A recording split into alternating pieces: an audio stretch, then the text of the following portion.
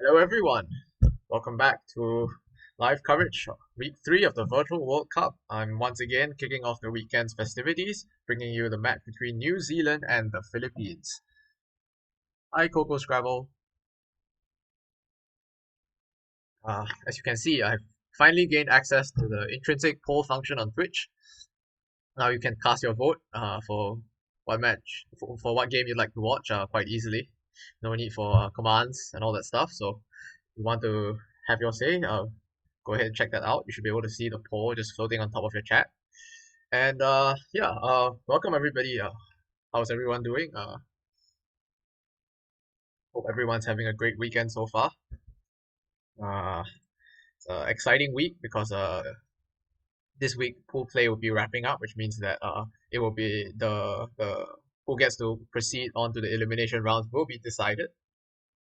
Uh, so if we just take a look at the pool standings now up on screen, and see that in Group D, uh, the USA has a so the USA is first seed leading with 2-0, and behind them are Ireland and the Philippines at 1-1. New Zealand unfortunately gone to 0-2, so uh that's New Zealand. I believe New Zealand that's New yes New Zealand technically still has an outside chance of qualification. Uh, that would be a case in which the USA improves to 3-0, and each of the other teams is on one match win, and then if New Zealand can win can exceed the other two on tiebreakers, but that's only a mathematical possibility. So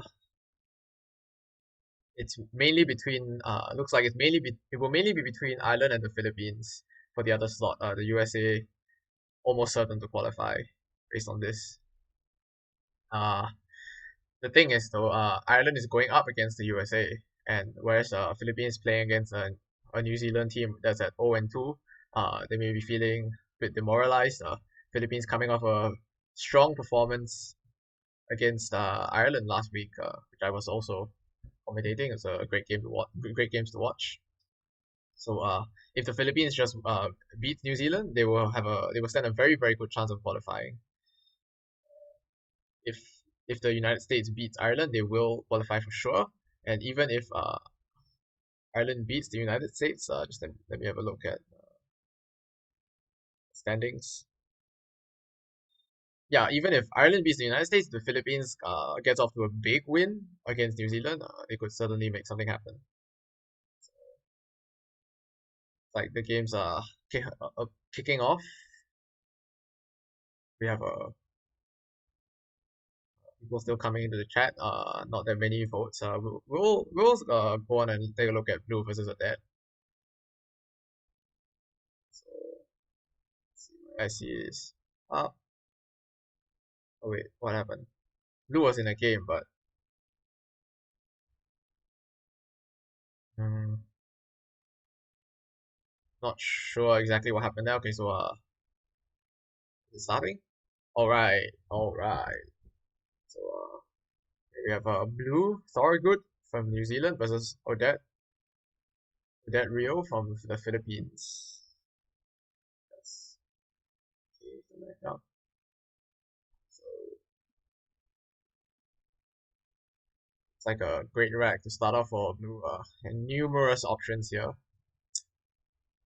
Probably gonna want to take some time to try and make the blank a duplicate of one of the tiles he already has, so as to give the minimum number of floaters back, and also to figure out a bingo that is good positionally, so avoids placing vowels next to these squares. Uh, I think you probably want to play something that ends in an S, so it doesn't take another S. If for instance, if you play something like Blaster, that would set up an S hook. No need to do that when you are getting off to a great start with a bingo. Hmm. See, blue opts for Bastille, which does achieve that one aim of not putting the vowels next to these squares. Does set up a pretty big S hook, and we can see that Odette does have an S. So I don't really agree with Bastille, but these racks with blanks and good tiles can always be very tricky. There's always at some point you do just want to play something and get on with it. Can be a trap to spend too much of your time on them. So Bastille, nevertheless, a fine play. Ooh, a great draw for blue after his opening bingo. Should be seeing another bingo coming down. There's at least a re-steer through this T, just looking to see. I guess re-arise, of course. Re-raise, re-arise. So the Bastille's S hook ends up working out for blue, but that doesn't always happen. That is a fairly reasonable rack for Owen. Maybe she can make something happen. Oh, sorry about that.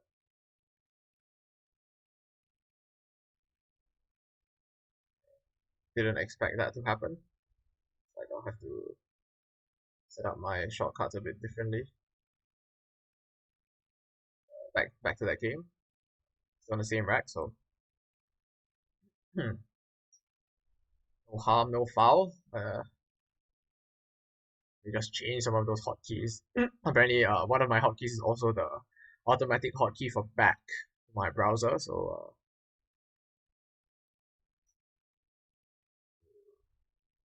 do it this way.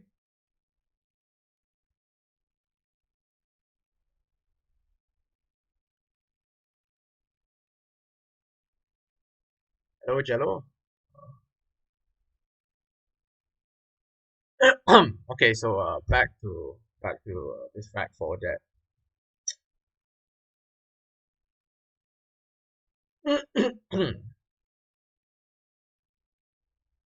Looks very close to something, but this additional y, sorry, the additional I and the y kind of fouling things up.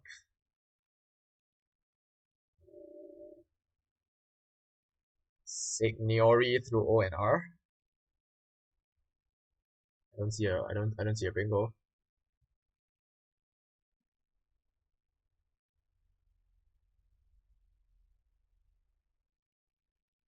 Don't see anything, and hmm, that's a interesting player here from Odette. Ayes.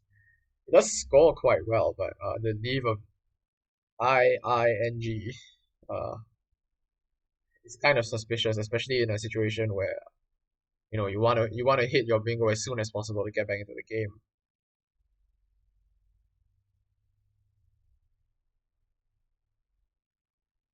So I'm kind of wondering about that. I think a play that keeps a better leave, even sacrificing some score, is probably called for there.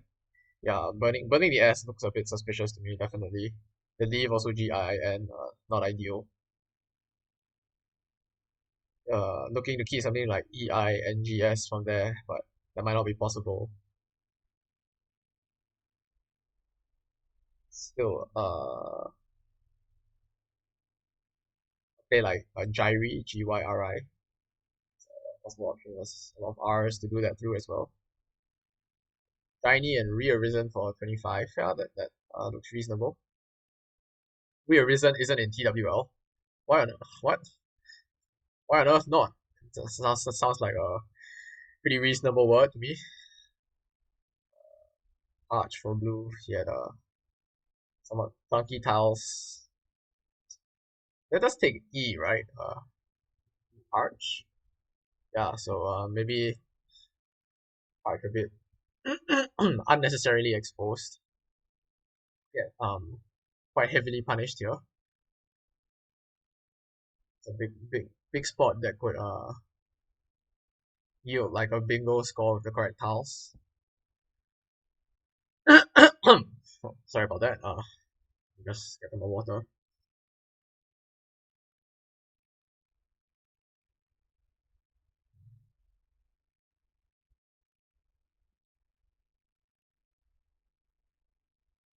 Yeah, the IING leaf not working out too well for that here. Hmm. Yeah, I did see this, but definitely a possibility. Not sure how much I like it. The thing is, from your opponent's play of cards, you should infer that or well, I don't want to say you should infer, but basically you put them on a range, which to try and think about what tiles they have. A lot of the time they kept two consonants at least, from also likely to be clunky ones. So a vice would really help a rack like that out a lot by putting an A in a triple lane and letting clunky tiles just play through the A easily. So probably one consideration against. Common mistake is to think that when you're behind by a lot, you need to just aggressively open up or recklessly open up. That's not actually true. Ideally, you want to open up opportunities on the board that are good for bingos, but not for scoring with shorter words. So a vice would be an example of an opening that's very good for scoring with shorter words. So it actually wouldn't favor that there, I think, especially with the inference I just talked about. Uh, this Virago that looks perfectly reasonable. Yes, so blue hits the E-Parch hook, another big score there. So really a great start for him so far. That does draw foiling,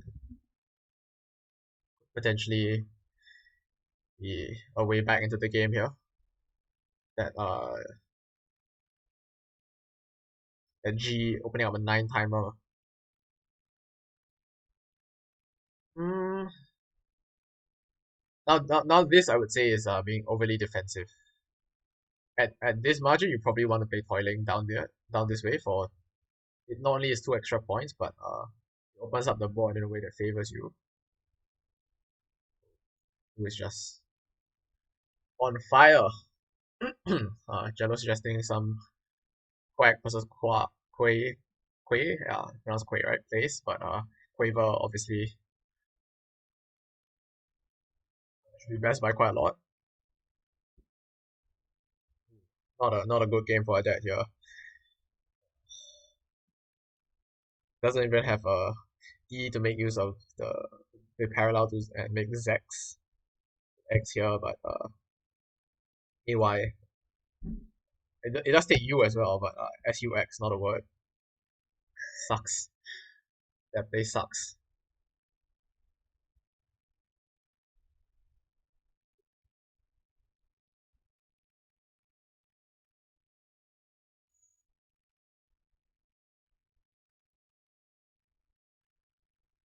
Yeah, might be switching away from this one shortly, folks.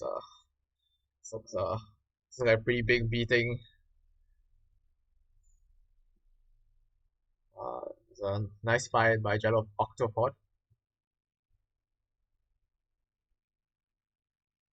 Takes out lanes, scores well, clears this rack up. So everything you can hope for when you're ahead. Oh, I guess uh crop is yeah, blocking row 15 or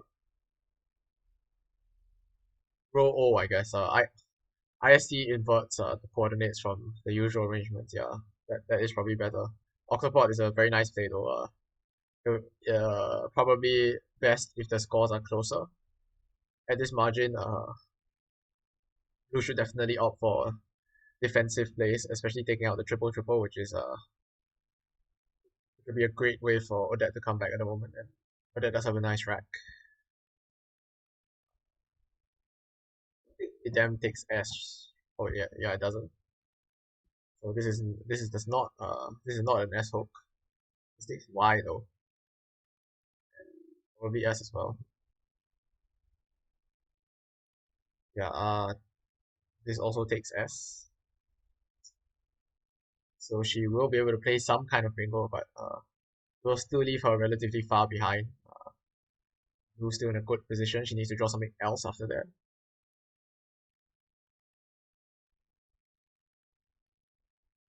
So we see Donnie's and Toilings go down, but Blue's still with a almost 60 point lead. Some pretty good options here. 50 points, another 50 points. Uh, Wrong button. Oops. Trying to open the unseen there.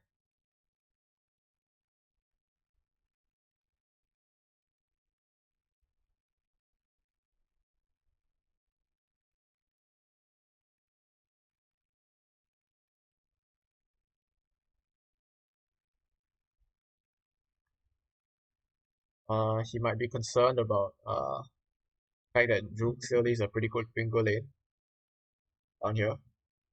So maybe he doesn't want to do that.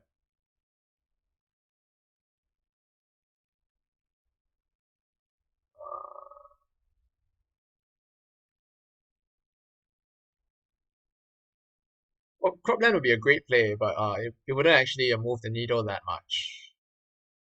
6, 7, 8, and maybe about 40 points. But if Juke does come down, and then another big score here for Blue, that would be that would pretty much I mean would take away whatever remaining chances that has. Yeah, he is concerned about Juke leaving a huge bingo lane though, so goes for a safe option. I think I can definitely respect that. I was trying to look for something like that with the J, but keeping the J is also fine.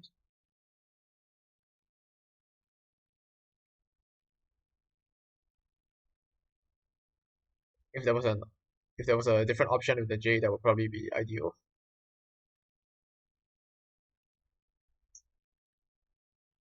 Yeah, Juke is slightly too risky. That has drawn quite well, but not sure if there's an actual bingo.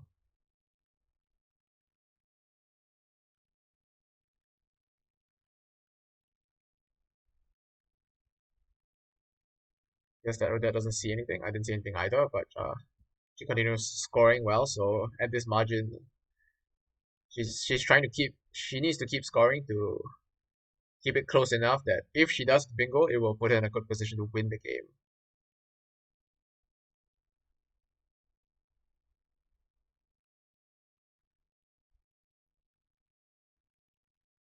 A bit of a unfortunate pickup for Blue here. More clunky tiles to go with the J he kept. Looks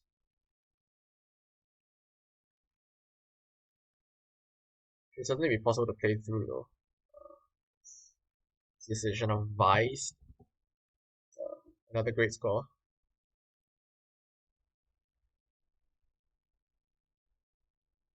Yeah, I was gonna say Wise might be a bit better because this does hook with an A.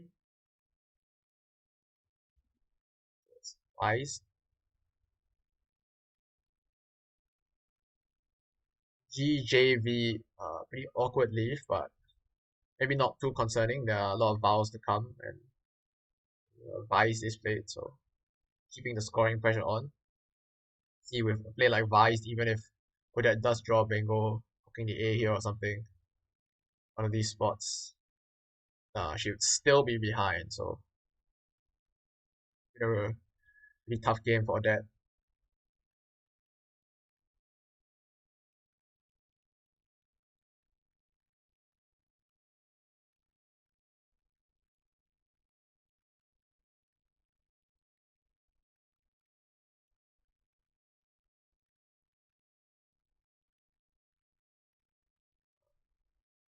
Welcome everyone to the stream.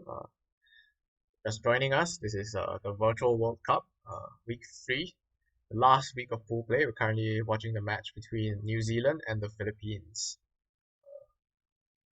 New Zealand pretty much playing for pride with a really, really slim chance of making it to the knockout rounds. Philippines, everything to play for, a great chance of making it to the knockouts if they can beat New Zealand here.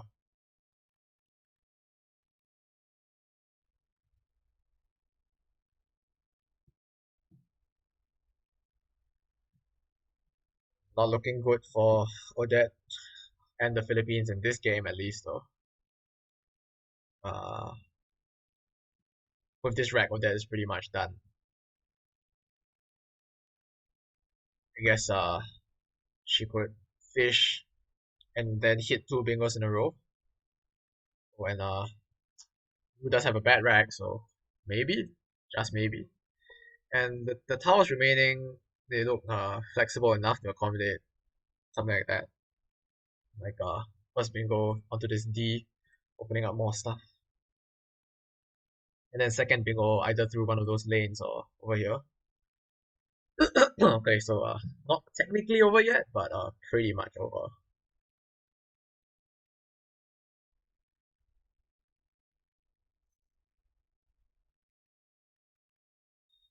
Uh, so what can Blue be doing here? I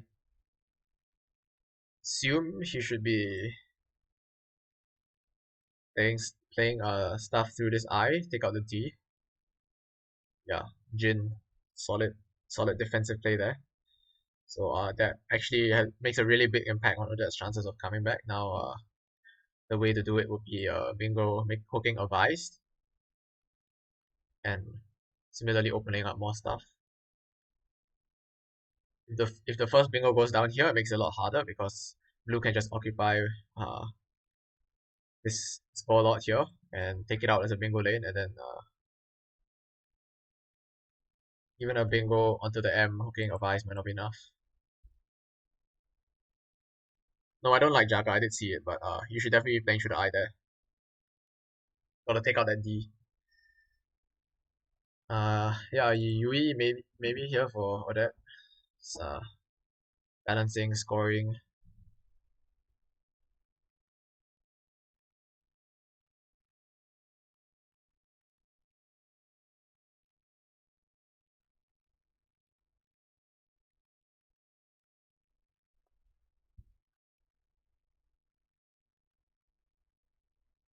Um, AY played. Don't think it really matters. Yeah. I think with that draw, I'm willing to call it here. So it's like win number one for New Zealand. We can go look at some other games.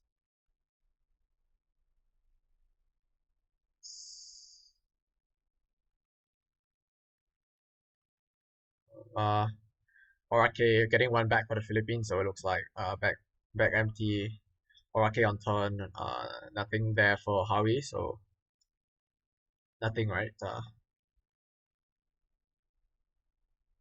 Yeah, don't see anything. It looks like there was a triple triple this game. Softness. Yeah, softness. Oh, Howie played softness for 131, but still looks like he'll be going down here to so Orake like easily overcoming that 9 timer. Pretty impressive stuff. Uh, 1-1 over a close game between Patrick and Indus Wiz. Melvin Melvin Delangin of the Philippines. And the last two games have bit of finish, so Goa taking down with the Dylan. Joa takes down Dylan early.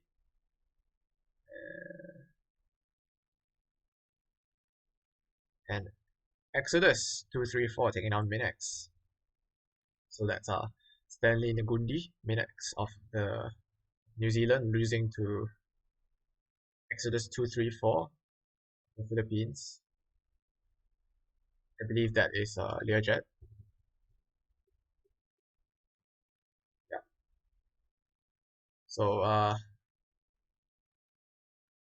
aside from the game in progress, it's 3-1 to the Philippines. It looks like that's the result they need for sure. And Indus leading in this final game. So despite Blues great win over Adet, looks like the Philippines might be getting off to a pretty fast start.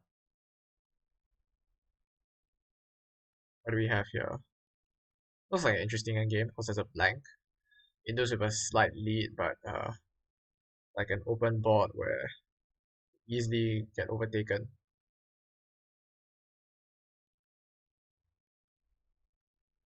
Just playing two tiles, leaving one in the bag. Patrick with the Q but no U, but does have the blank, so equal. Wondering if actually Indu should try to block this spot because of the Q.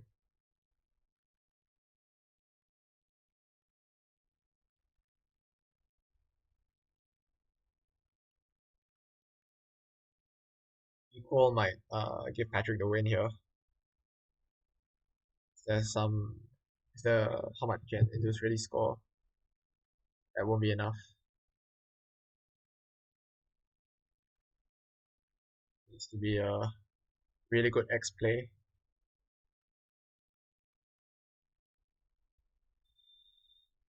Not seeing it, so looks like actually not blocking the Q may have cost Indus pretty heavily here.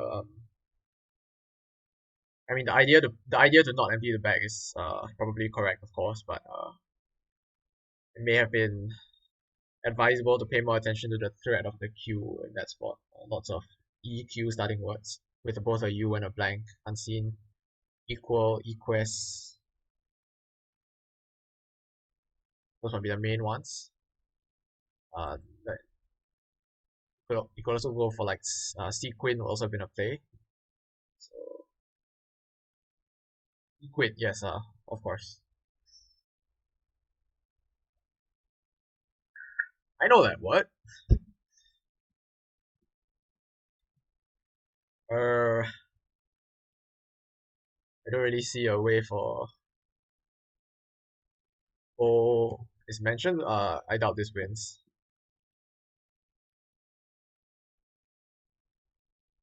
Like this sets up a rune for Patrick for even bigger score than he would get. Because Patrick has a Dern and Rune who outplays, not blockable. I don't think Angels can win this game, so not blocking the Q may have been very costly. It looks like a 3-2 to the Philippines. And come over to the match breakdown and update the scores. And also let everyone vote on what we're gonna do next. So next game, I think there was supposed to be some absences. Like I heard that some people might said that they might not be able to make it on time, but it looks like thankfully everybody did. So we'll get started. Please submit your votes.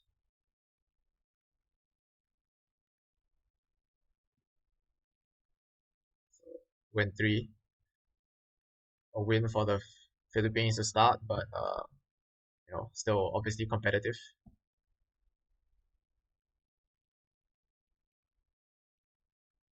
So, Suma, Blue, Oa. Oh wait, no. Yeah, Joa won. Melvin is losing. Melvin. Why can't I vote for more than one game? Uh, I could enable multiple votes with bits or channel points, but I shouldn't call them channel points. I gave them a custom name. They are officially called Luck Sacks. Sacks. Get it? I'm so funny. I'm so funny. Uh, what is this play?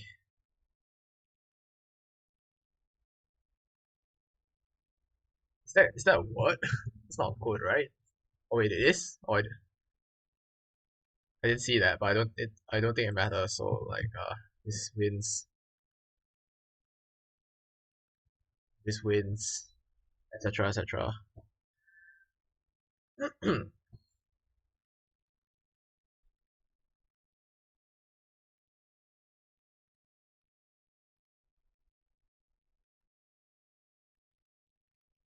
Control board. Right. Yeah. There was the E hook to teeth. Didn't see that, but it doesn't affect the outcome of the game. Patrick still takes the win there because Hugo just scores too much. See what So if you want to vote on what we do for the next game, just the poll should have appeared on top of the chat. No need to use exclamation point vote anymore.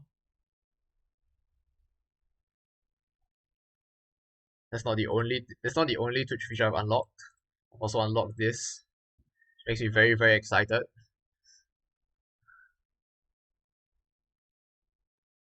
You can now sub to this channel, and if you sub, you gain access to the best emote on Twitch, the Marlon emote.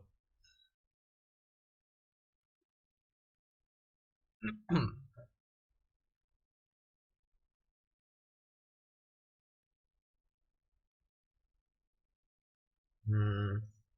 All of the next games in the next round appear to have started. Not all of them. Still plenty of time to get your votes in.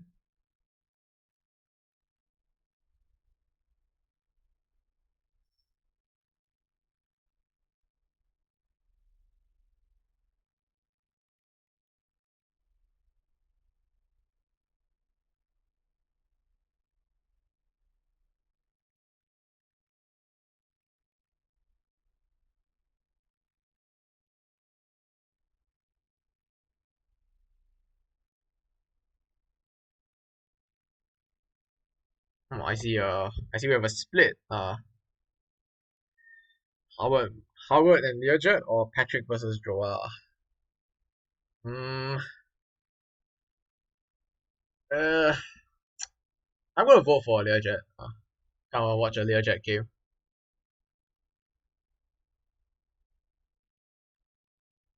So help to tip the scales there.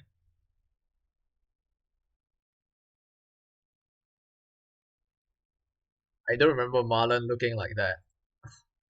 I don't think you're thinking of the correct Marlon, Jello. Wrong Marlon.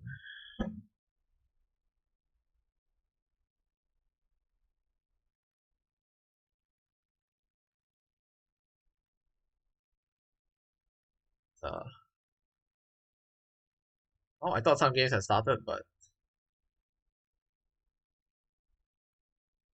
Lulu seems to be making a habit of starting games and then like ending them. Not sure why. Minex has started though. Minex versus Induswiz, I believe that's what we're supposed to see in the next round. Yeah,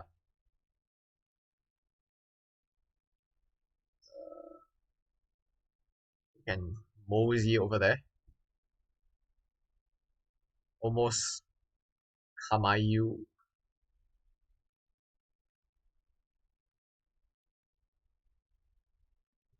This is a word, right?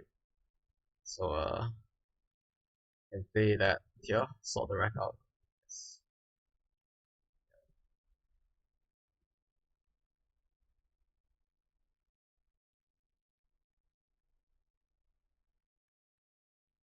Right.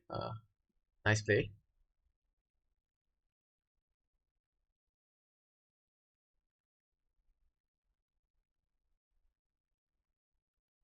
So feel free to continue voting if you haven't already. I will switch to the most requested game once it starts. Wanted to have something on screen while we're waiting.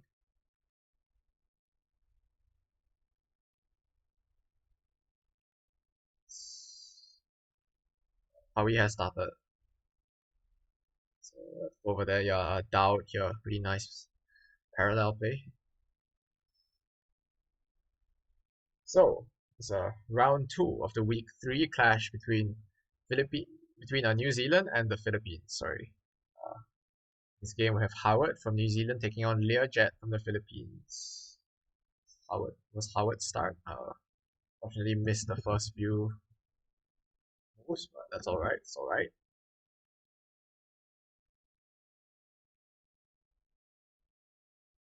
Uh,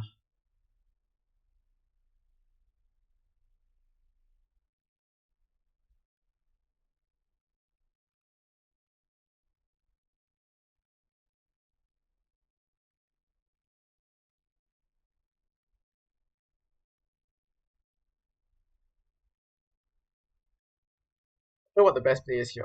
Well, actually, it probably is this. And does kind of aggressively set up this a-hole to Coxer. But I think the score compared to the alternatives fully justifies that. I think benefits you as well given your leave. Easily draw some bingo ending AL. Yep, Cox is played. So up Gertz. To check that, there's a new came in the last dictionary update in 2019. It's like how we can strike back with Trindle. Just challenge. It's a very reasonable challenge. Up Gertz. If you would have been sure of that myself.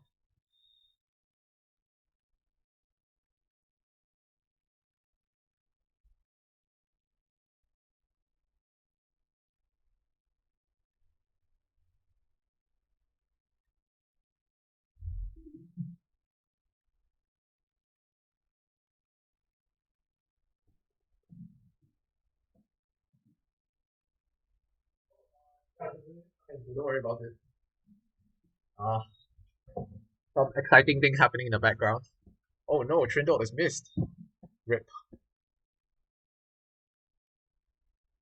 Trill. A pretty bad play unfortunately because Trindle definitely or Trindle or Trundle. What you want to do there. I think Trindle is a bit safer. Uh, sorry, what was the one more point at K2? Oh, Upgurt and Orcs.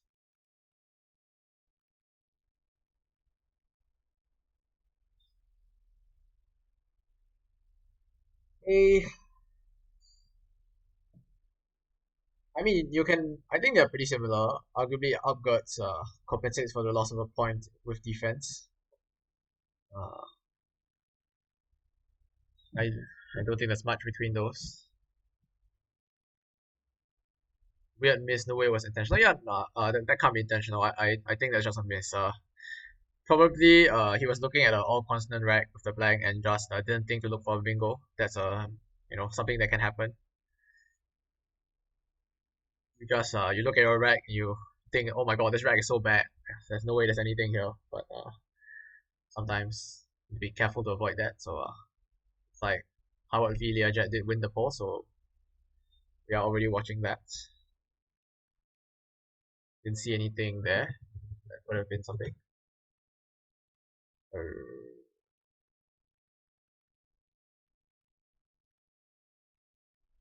Ophidian and Ophidian didn't quite play through the P, unfortunately.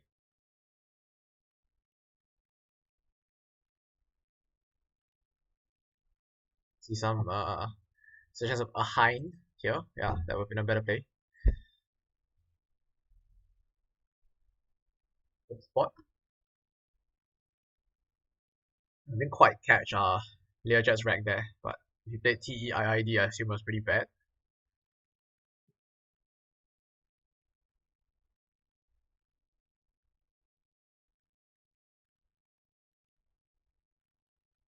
Yeah, what exactly was the rack, Jello? Kiddos. Don't miss kiddos.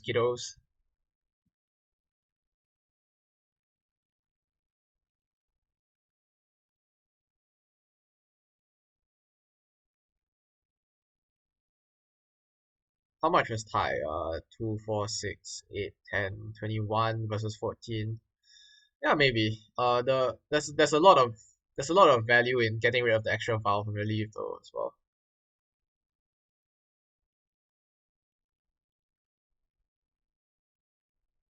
Incidentally, I've been trying to brush up on my intuition for how good leaves are.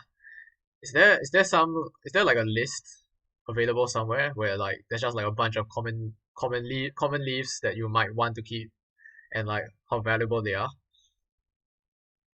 My leaf intuition is pretty good, I think, but there are definitely still some holes. Yeah, but the point of the leaf evaluators, you need to manually enter like every combination. So I do use that a lot, just to like keep calibrating my intuitions, but I was wondering if there's some more systematic way to approach the problem.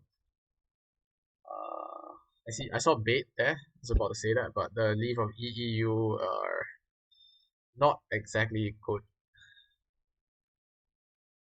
Yeah, maybe something like AUE. I How much is AUE? Should be the same score as so 21. I think AOE is superior. EEU has got to be pretty bad.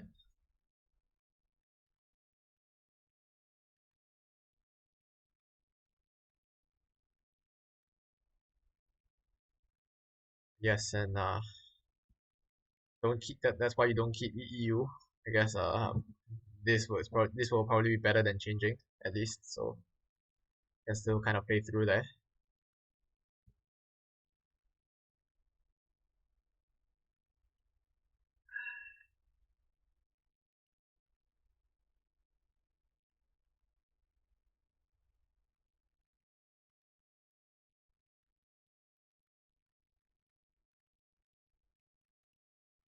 All right. Can we just go AOE again? Yeah. Yeah, yeah.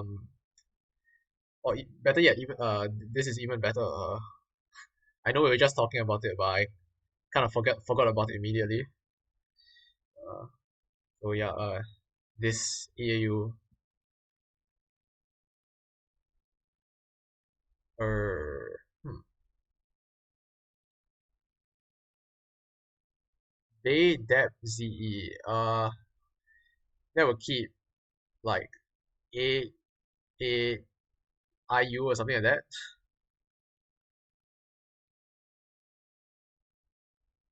That probably isn't great. Uh, Looks like there's a problem. Oh, good. Oh, hey, your next opponent is on your playlist. Wait, what's this? He's on one.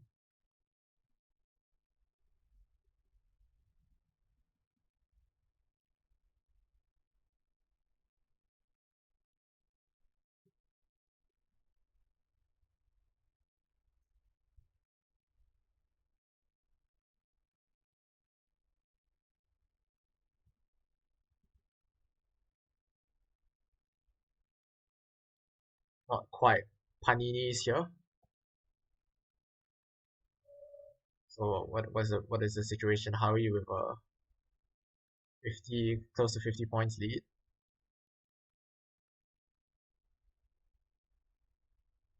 Uh, Board still looks fairly open at the moment though. So I don't know if there's a great defensive option available. So maybe just whatever the best score is. Yeah, APN here. Keep the pressure on.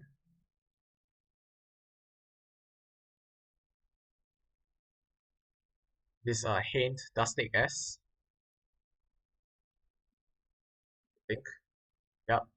I it was a long time ago, but I believe I once won a game that way. So I hooked my bingo to Haints.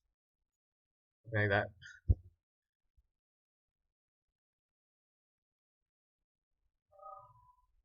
So lane wise, there's I guess the A and I not that useful. This N, this H, this S hook, this lane here,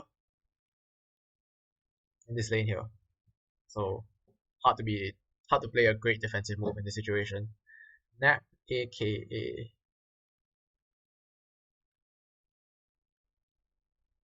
AP is probably better. I don't see a reason to play Nap.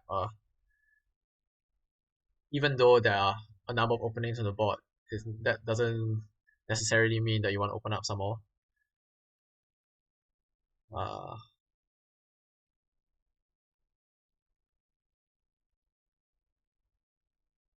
the leaf is better. Oh, Anan? No, Anan is just a. You can put your nose in chat, please. TIS is a. Honestly, it's actually a pretty bad leaf. Go look it up.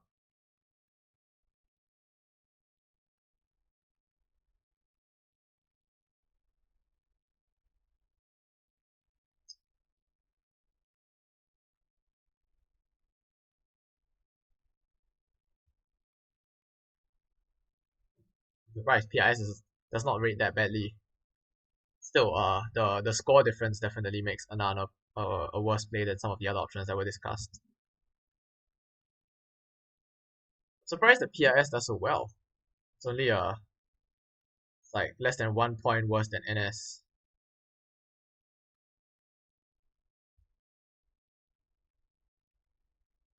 Well, never mind. So apparently Howie knows what he's doing. Keeps PIS, which I poo-pooed, but immediately draws Pulsion, and that that might do it. That might do it, folks. Now Howie has a 2 bingo lead. Learjet could get 1 bingo, but who is probably pretty sketchy with 12 remaining tiles.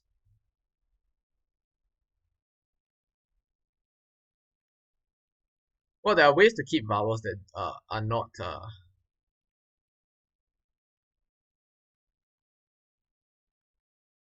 so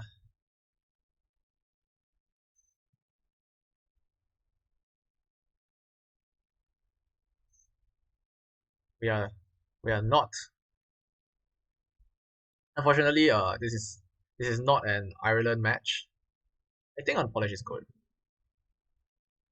Yeah, you could argue that Paushan is better just for defense. Don't think it really matters.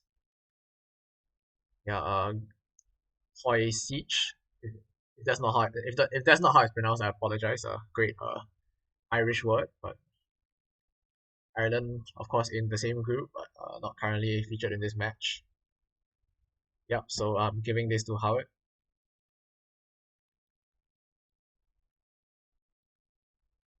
Oh my gosh. Wait. Howard has the Q. Will he be stuck?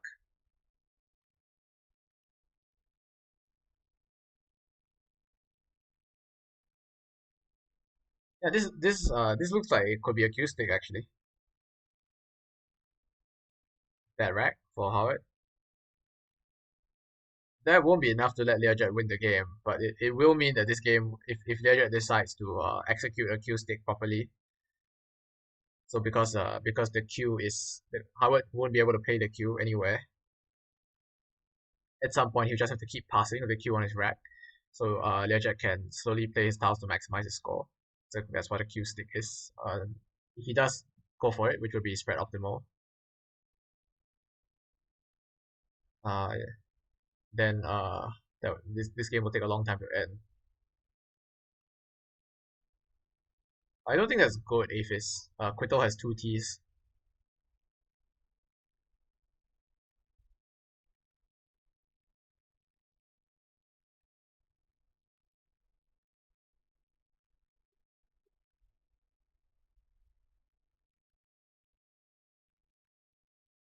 Yeah, so I might go and check on the other games because Howard has one, but if Learjet decides to go for the spread optimal line, it'll take a while to finish this game. So, ooh, it's like Luthor is pummeling Orake 25. Both blanks. Jilts, Flutters, Co-Admire, Rip. So 2-0 to New Zealand currently. This round. Close between Joa and Patrick. Blank left, so could go either way.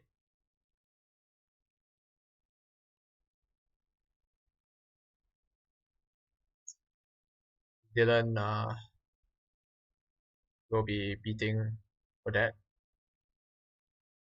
I don't think Odette can reasonably come back. This unseen. I'll come back to confirm again later, but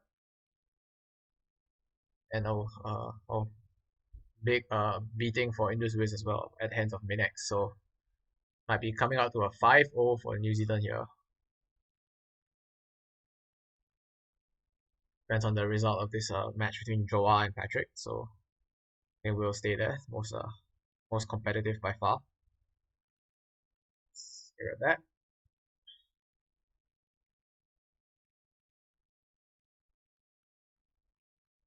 Yeah, great, definitely a great round for New Zealand.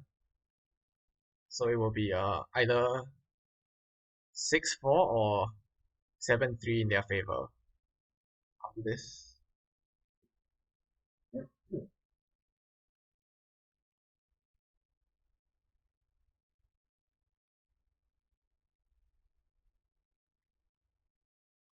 What is draw even supposed to do here? Like, I really hate playing in these situations where there's one blank left, the scores are even. It feels like so much of a luck sack battle. It's like whoever gets to draw the blank wins.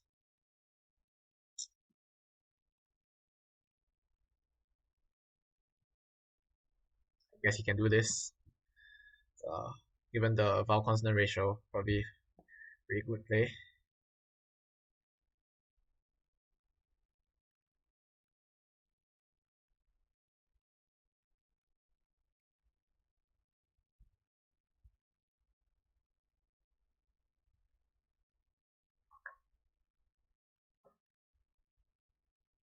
It does look like the blank and all the S are very important tiles. S hook here, S hook here. Hold, obviously opening up great lane for bingos.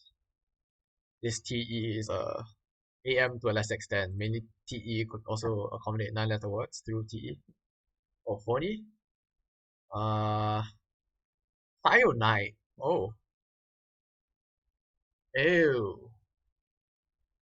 That's well, that might make things interesting. So this doesn't actually take an S, but it might go unchallenged since Tire Knight was left on.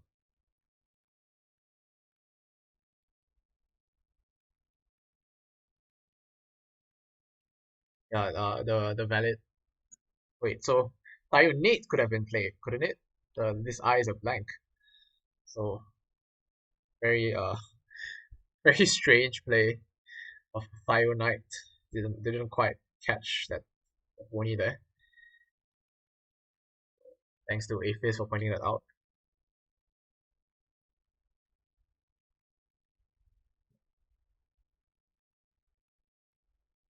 So who played that? Patrick.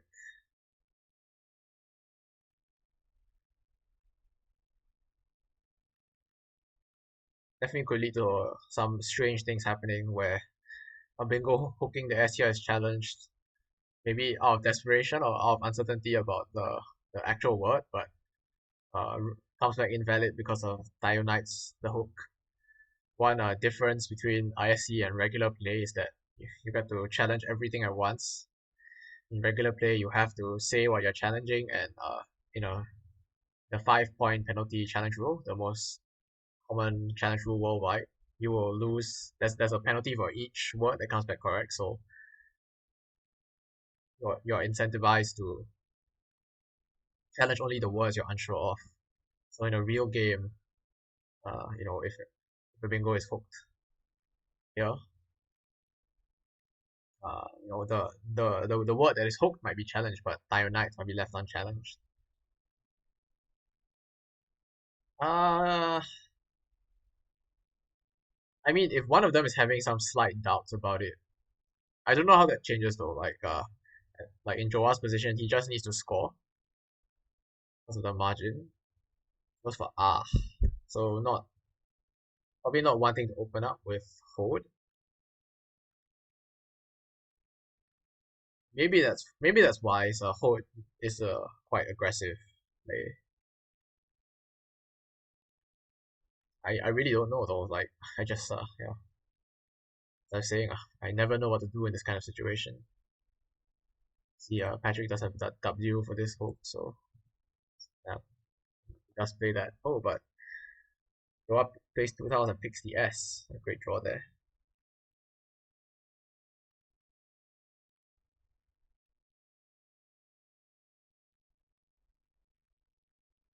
Beam starting from here. Uh, that's not a word though. It's thinking of this.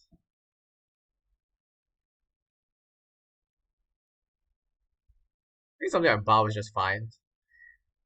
you have the blank, so you're quite happy to just sit and balance your rack, draw bingo, play bingo, win game.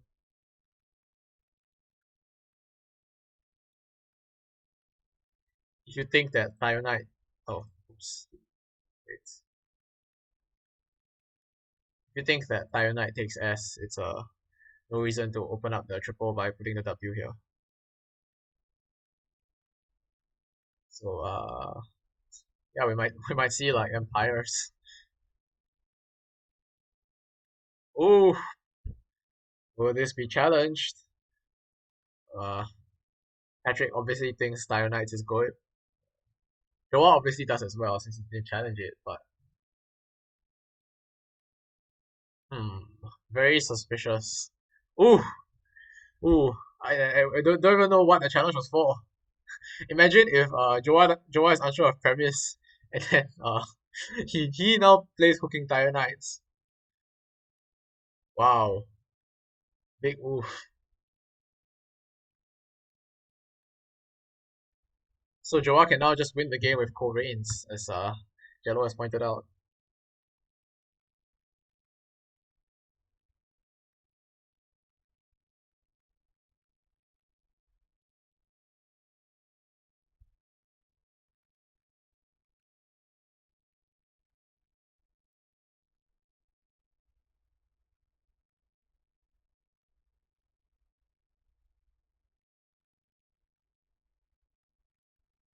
Cognizer too, yeah, same score. Sure, Joa will see that. Spyreem here, yeah, but it doesn't win the game. Because Joa goes out to a 110 point lead. Spyreem scores a lot, but I don't think it wins. I should check though, I guess. 3, 4, 5, 6, 7. Wait, does it win? 3, 4, 3, 4, 5, 6, 7, 8, 16. So 95, 111. If he hadn't challenged, he would have gone to 4, 5, 7. No, it doesn't win.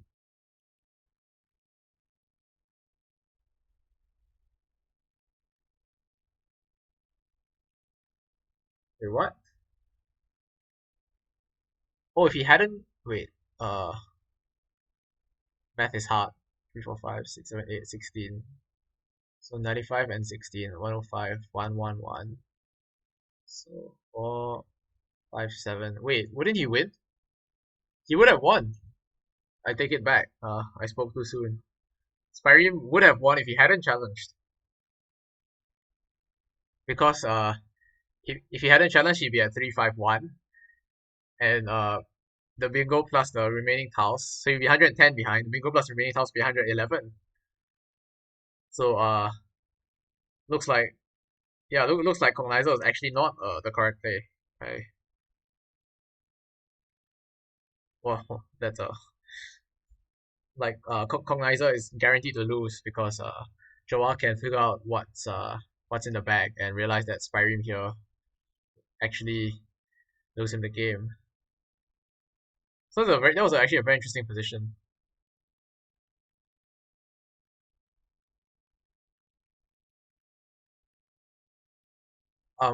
Patrick challenged Cognizer, so he lost 5. Yeah, that's visible right on screen. Yeah,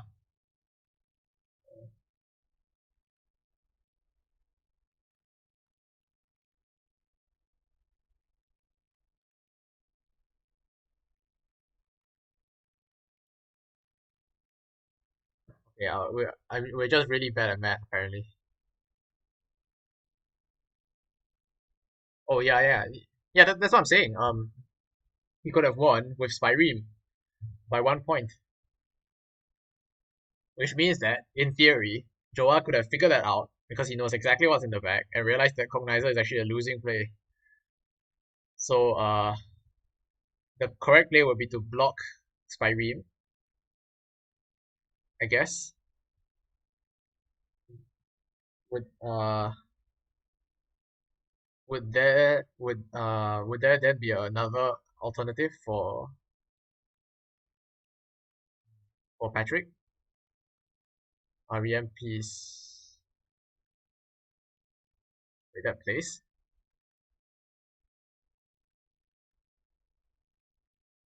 No, yeah, it doesn't fit. Oh, wow, it's a pretty exciting game. Uh, Joa helping Philippines to avoid getting swept by pretty much the skin of his teeth.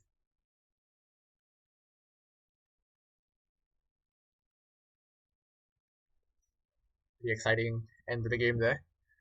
So,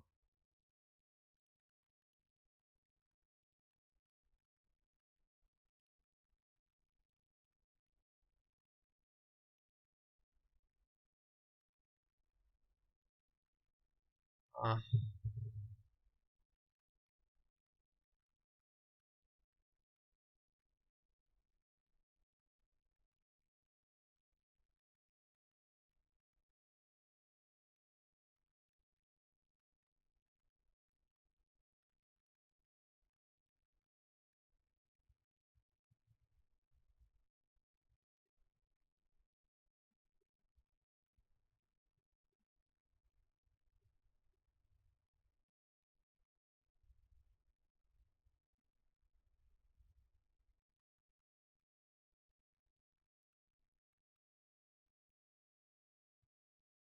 it wasn't 5-0, right? Joa won. So, Joa is on the Philippines team.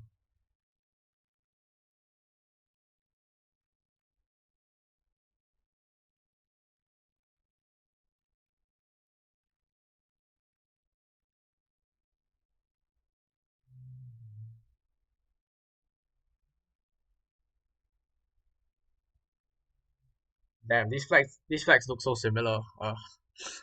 The visual display doesn't really give you the at a glance impression it's supposed to. So New Zealand strong second round there, taking the lead 6-4. I've started the poll for game three. Can vote on what match we should watch next.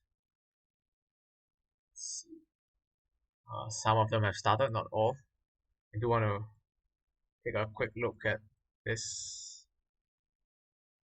So you know your opponent's rank is EEIMPR blank. You have Korean's Cognizer, but you also know that if you play it and your opponent sees Spyream, you lose by one, which is pretty insane.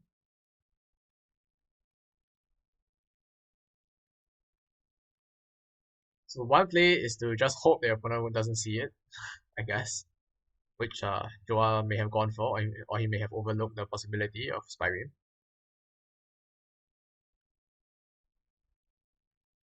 Yeah, I don't have control over left right on ISC, unfortunately. Left right does indicate who starts though.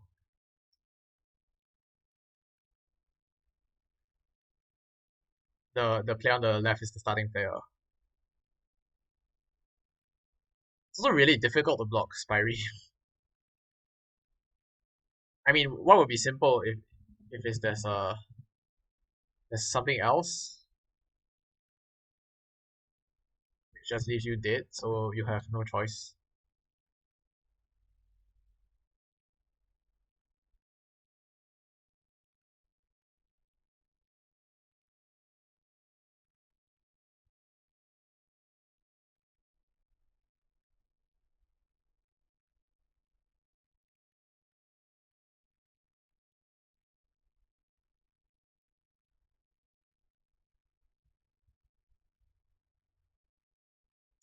I see it though. So you have to block Spyream.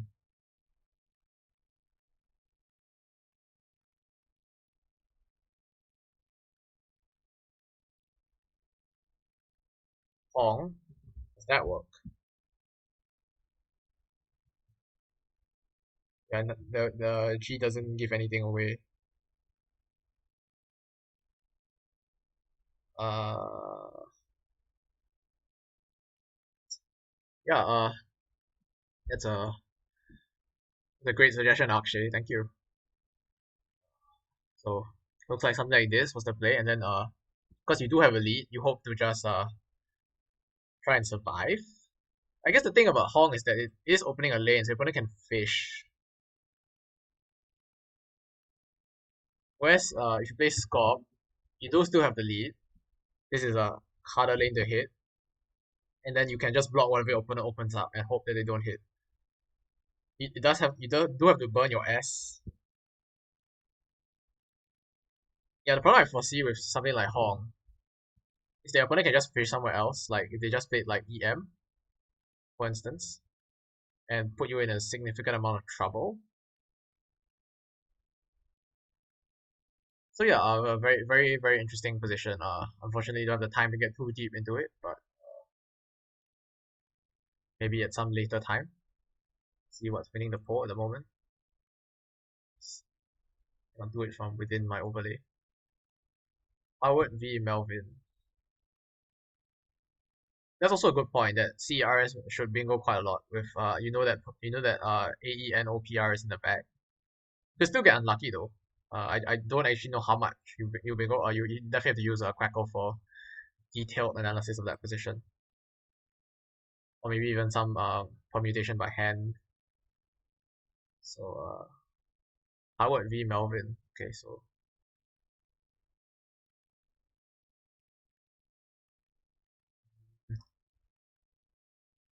couple of moves in play already. Oh, very nice. Jubah. What is the Jubah?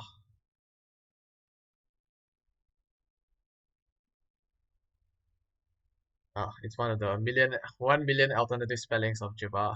I see.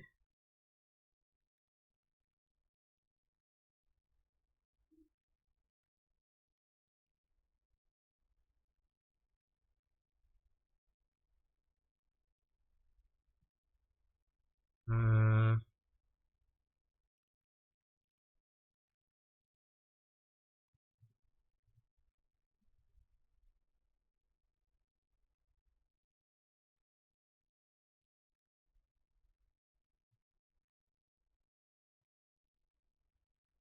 Are we taking a slight lead with reload?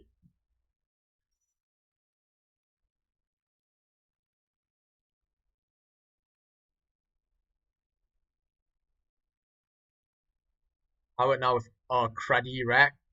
Get it? Haha. I need to stop.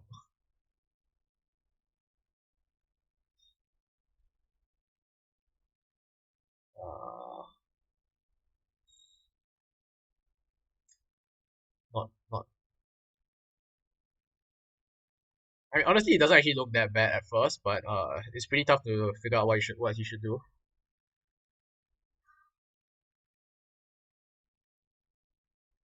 Like it seems like you should be able to score decently and balance, but this scores a lot. But CDDU is kind of suspicious. Or I guess Darcy, that's better. Oh, Mr. Darcy.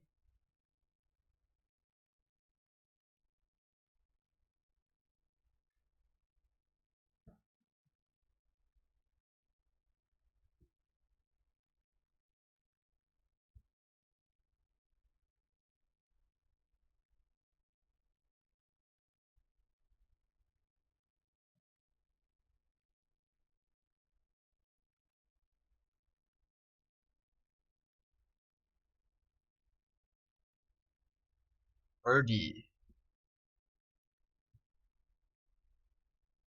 Uh, that's a good play. I decide if I like it more or less than Darcy. Probably it's better than Darcy. Just doesn't keep the U. Nice and defensive as well. Blocked new Ritis, as it turns out, but Indus still has Utiritis through the TF wave.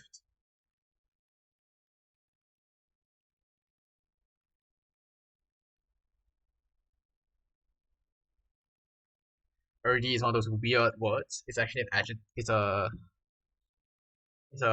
an adjective and it doesn't compare.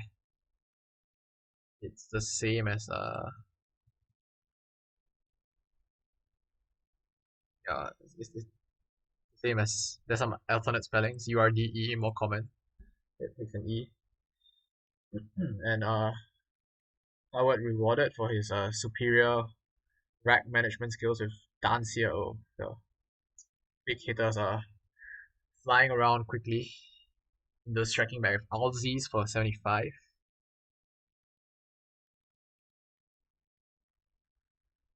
So both players actually not too far away in terms of score. Just catching up with his Uteritis followed by Alzies. What happens here? Obviously I see force, but that's very, very aggressive. Openings here, great opening here. Be sure you can't play that. Yep, phone. That looks better. I think probably better than the other suggestion of fold. Get rid of another end. Don't want those duplicate ends clogging up your rack. Should open up the unseen. A lot of O's left. I don't think that was a great way to play off both the O's though. So take that on the chin. Uh,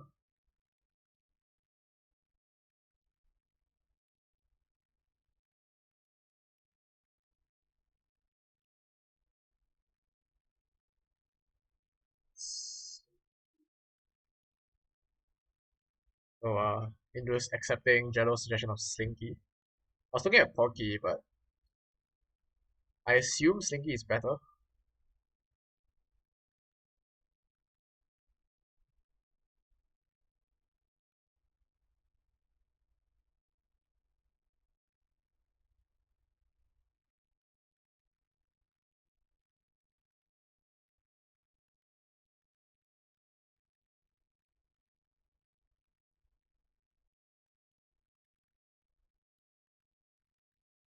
I mean, with that rack, uh, the the Slinky the Slinky rack as well as the difference of about it was about 50 points difference. Probably I think it's best to go for an outscoring strategy to try and catch up.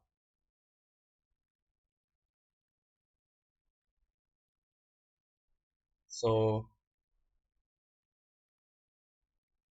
I do like Slinky for a big score that doesn't really give back scoring opportunities, whereas Porky would give back stuff and Slinky may be okay, but doesn't take out the S. I'm not sure. Maybe Zinky is better.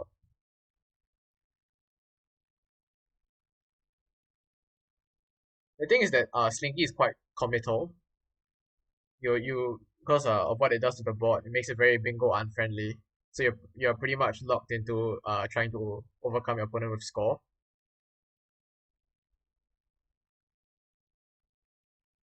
And whereas you might want to keep your options open. If you play Zinky and you pick up nice tiles with bingo and catch up that way. So you see that is actually what happened. Indus has a rack that honestly Herm I don't know if there was something better because Herm is actually a lifeline for Indus now, especially because how we didn't have the blank. So he opens up a pretty good lane. You could play parallel, put your bingo down, you could score quite a lot. When Slinky has just made the rest of the board pretty bad for bingos.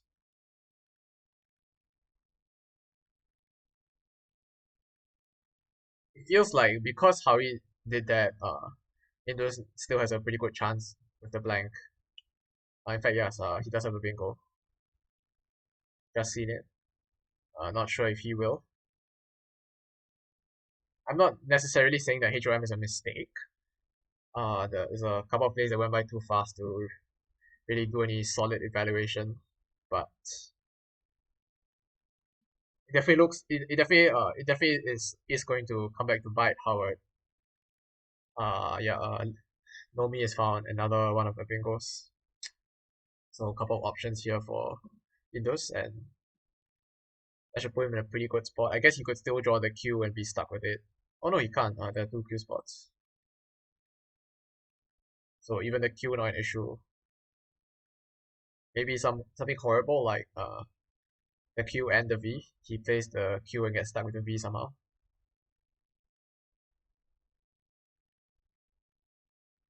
Yeah, so I will say may have been a mistake.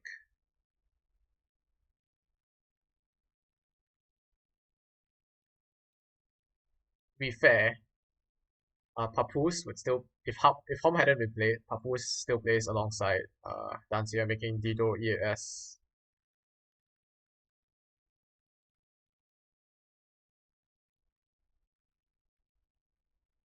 Yeah, but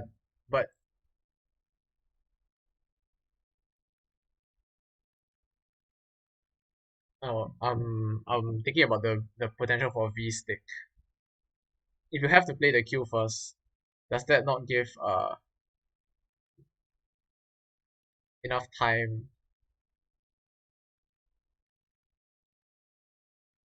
Oh yeah, and the both V spots can also be blocked in a single play because it's Nav here, Gov here. I think at this margin, even after bingo, a V stick might let Howie steal this.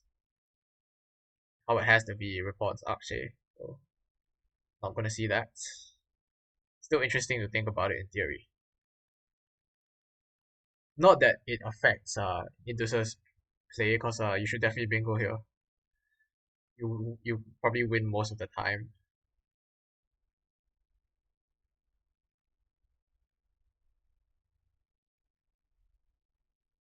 That's true. Oro Pesa does set up another spot for the V. Gonna have to decline that, unfortunately.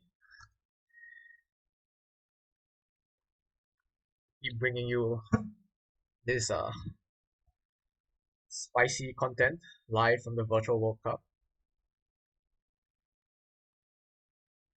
Let's take a look at the plays on the board. Does either one of these plays potentially concede a big Q play that could let Howard steal the game? So it's like Q U E.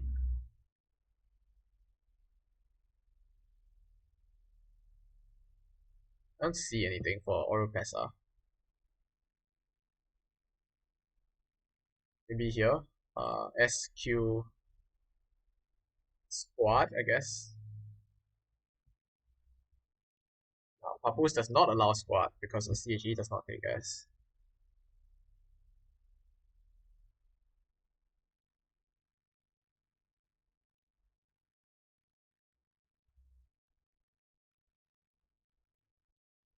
It also doesn't let the Q go here really, so no PU.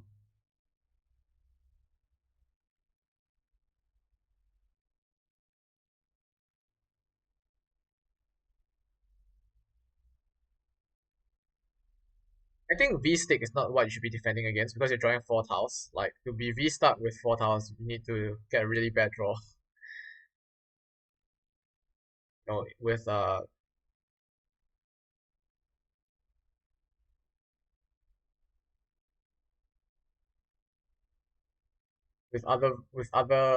even other consonants, even with no vowels, you can still play like V I G.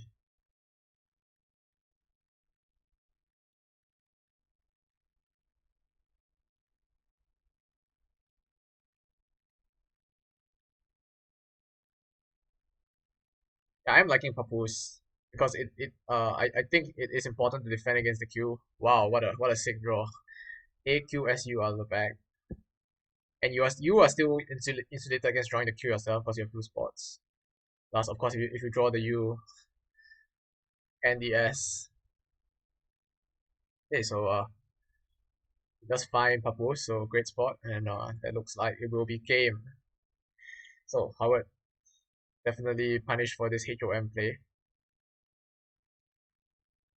Again, I'm not necessarily saying it was a mistake, but it does, because I didn't get enough time to look at the position, but it does look kind of strange. I mean, it looks kind of suspicious to me.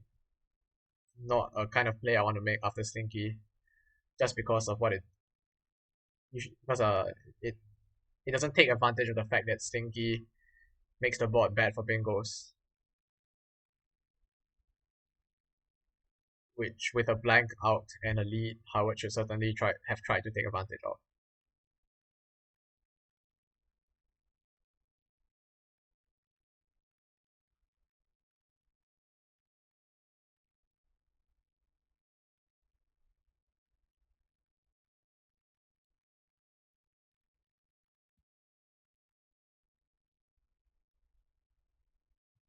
Mm, serve it looks like a good play. Is that out? Damn, I guess.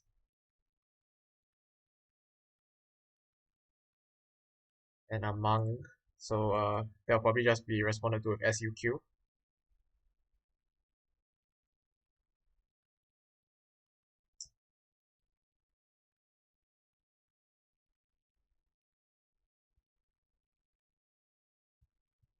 I want to say Marlon.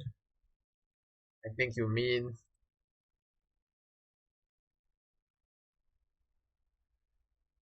sadly the bot to allow my bot to use the emotes, I will need to get the bot a sub, which I'm perfectly willing to do, except that I I was kind of reluctant to give the bot a founder badge, which it would have if I bought the sub now. So I need to wait for more people to sub to this channel first, and then I'll buy a sub for the bot.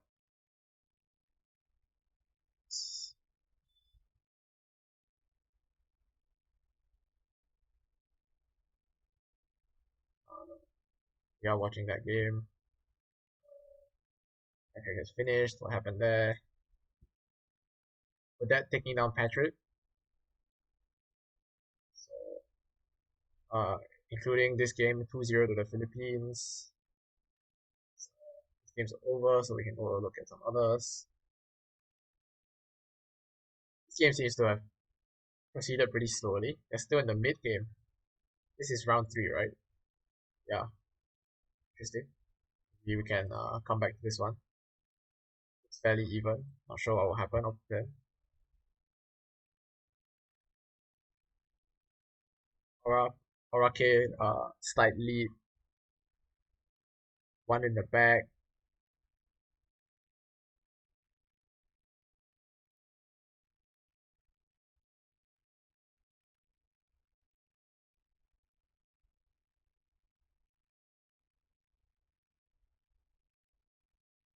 I assume Orake has this.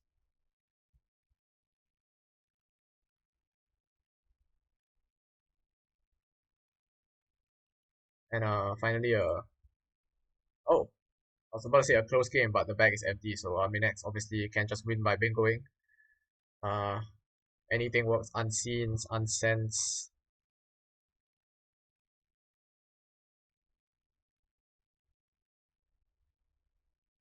Uncensus, unsensed. I assume he will find something. He'll probably win even without. Or I don't know. Maybe yeah, if he can score somewhere.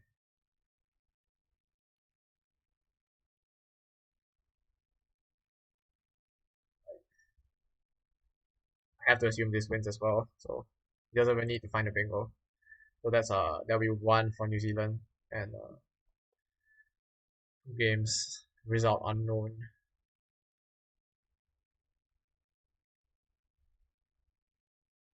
Well, this is probably going to the Philippines, so we can tentatively say 3-1, I guess. So shaping up to be a good round for the Philippines. We'll watch the game that's still in progress.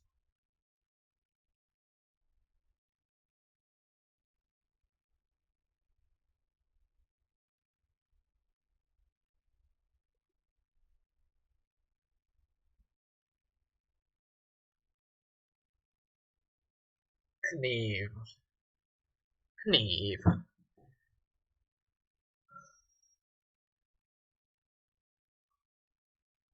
Good score for Knave there.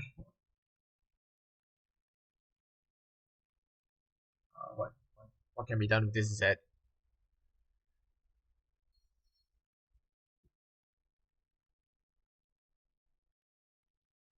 Reaping is good.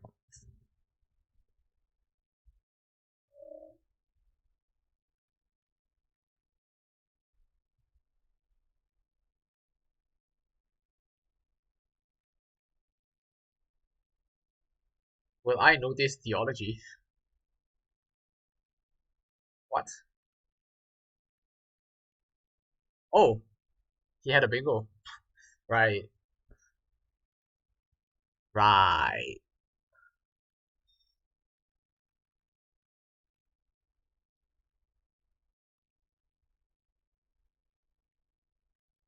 Oh wait, no, I had it completely wrong. I thought it was I thought Aura K was on turn with this rack. That's why I said I thought Aura K will win. But it was actually Dylan's turn. I mean Kuru looks like he still wins though, right? So what, that 72, 10 on the rack, so like 27 to win. Can Dylan score 27 with S? Gambos. Wait, how much is Gambos? That's not 27. Am I bad at math? Kuru is 53, so Orake goes to 472. With the 10 points, Dylan's effectively at 445. So 45 plus 27, 72. So no, he needs 27 to draw.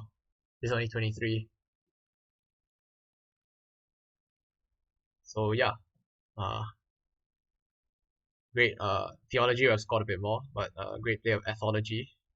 Not gonna be enough. Orake should still win, as I said. Back to Luthor. What did Exodus opt to do? Hein? Yeah, Hein keeping CSZ. Not sure how I feel about that. I didn't see anything great though, so yeah, actually, that does mean that theology would have won the game, right? Because theology is so many more points.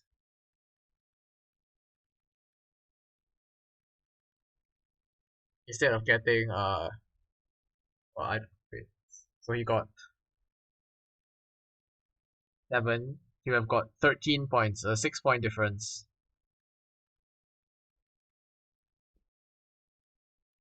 Which means instead of needing 27 to draw, he needs 21 to draw. So it would have been 22 to win, and Gambos is 23, so he have won by 2. Yes.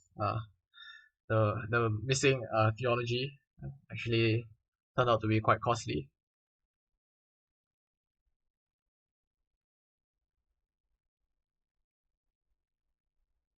Zoism. Was there a 90 point spot for Zoism?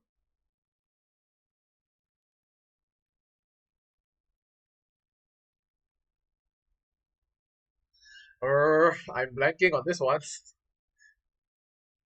Oh, 60. Right. So apparently, what I can't do is read, not score. I was like, how do you score 90?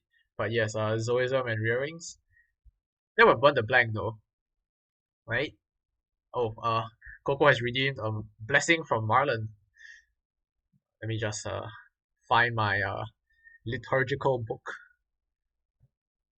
I assume the blessing is for I shall bless Coco Scrabble. Didn't he have a? Oh, he had an S. Oh yeah. So Zoism may have been better. I don't know. Probably like you get 20 extra points for playing the S. Dear Marlon, grant Coco Scrabble in this game knowledge of your words, and in the games to come, luck sack everlasting. A Marlon.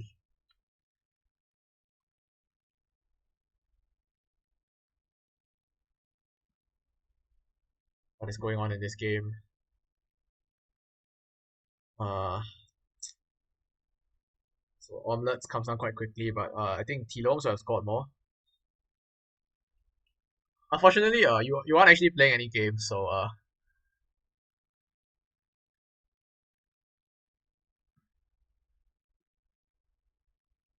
I I'm still coming up with more. Like I need some time to write more Marlonic blessings. Gyro Car doesn't play, does it? RO. So that's why T-Domes wasn't played to block Gyro Car. What a galaxy brain play from Learjet. That is definitely a Marlon.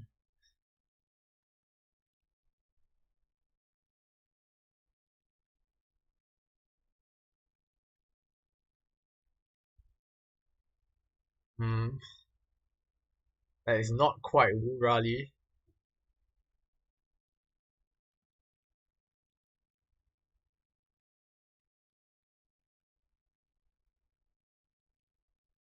Can't use the U either, right? Uh,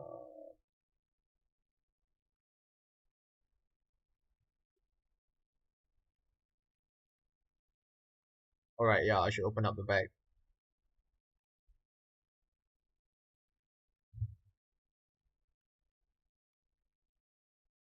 That's coming. This looks like it will be a tight finish.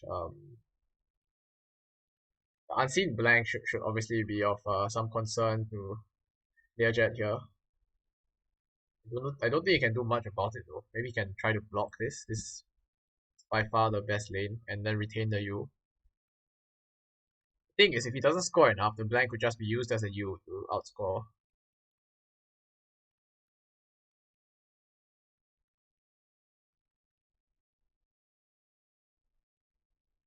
Yeah, he does try to block and retain the U.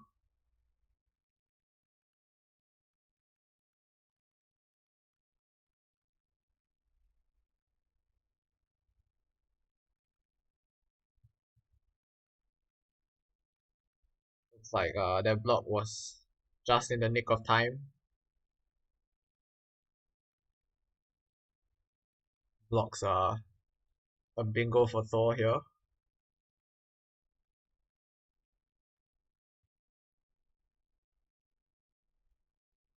Arcadia. Very nice word. One of my favorites.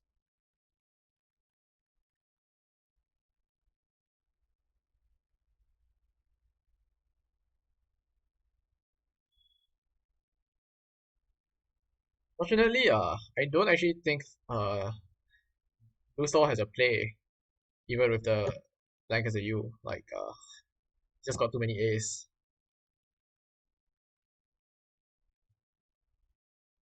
Aqua Car. Hmm.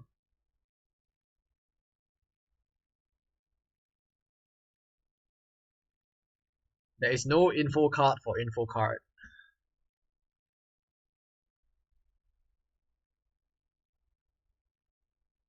So what does the J is also a threat, I guess. Potential one. The U is definitely a threat. With the U unseen, you can kind of like figure that your opponent might be able to score well here. And you are already behind.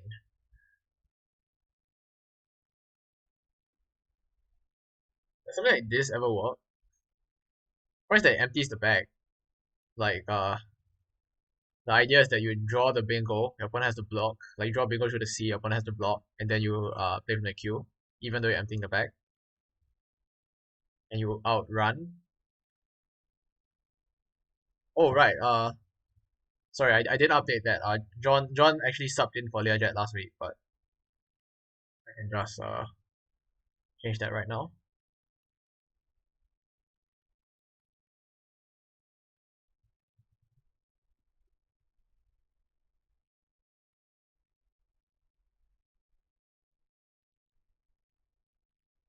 Yep, updated. So, interesting position.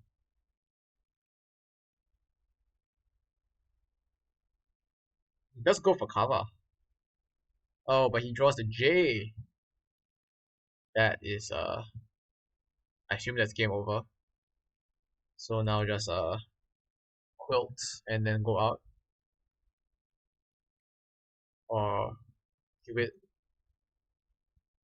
Um, whatever leads to the highest scoring sequence. I haven't worked it out. Like uh, arch. That is that gonna be enough?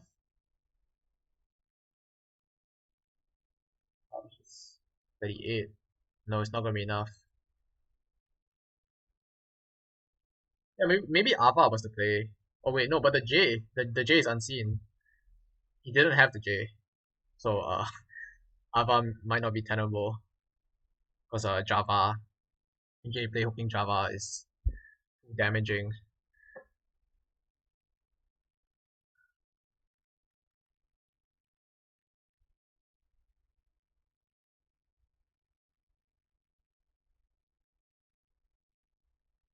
Yeah, I'm stumped. I don't know what a good play might have been for blue on the Ava turn. I was thinking of actually just something like AD. I think the key idea is that you need to open up something else, so that your opponent doesn't just have free reign to play a QU play. They have to if AD is played, I think Learjet has to respect a bingo. And oh wait, Sid. uh, I know how to play Scrabble. I guess DA then. Gosh, always gets me, Sid. But the point is, you need to open up something else, and I think you actually cannot empty the bag because when you empty the bag, that gives Learjet perfect information, and he can just work out if there's a threat or not. And if there's no threat, he can just feel free to play his Q play. So, but I don't know like what a good two-tile play might look like. Like that's the tough part. So Hutch comes down here and Ledger just needs to play a valid a valid word, not necessarily three letters, but a valid word with the tiles E or O. So Ledger should not play OLE here.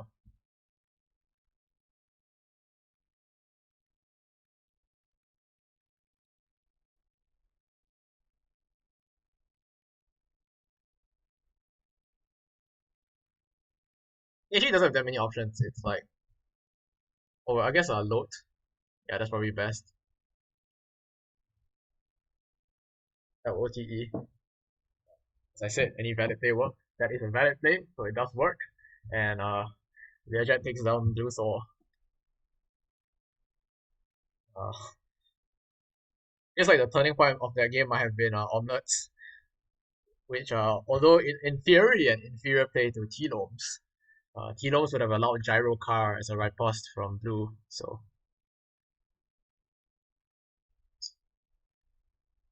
such a prescience from Learjet secured him the win there. Exodus blue. What? Sounds like some I don't know, some superhero name. Some weird alternate universe version of the Avengers. So uh 1-0 to the Philippines. What happened here? RK beat Dylan 2-0 to the Philippines. Wait, why is Blue Dot still in game? I guess he started his next game immediately. Oh wait, yeah, of course. This game was lagging behind the others, so we didn't get a. So probably a bunch of other games have already started. Like what's going on here?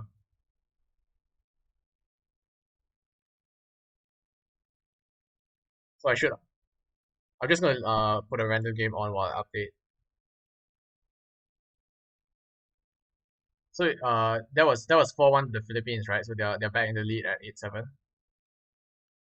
Uh,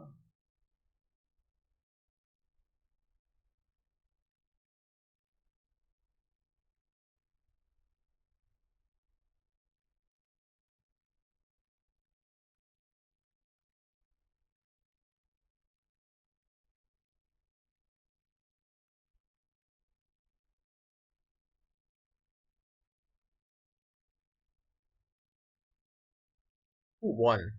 Was the one winner? Was it Howard? Sorry, kind of lost track of the results. Nope.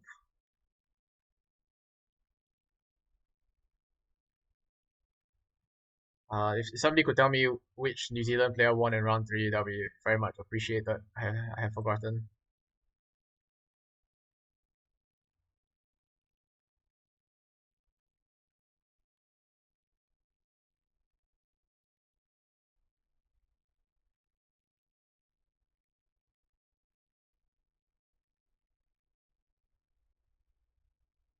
Stanley beat Joa, right?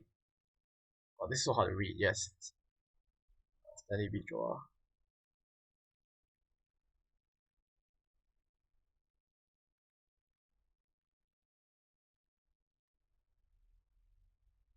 So kind of swingy couple of rounds.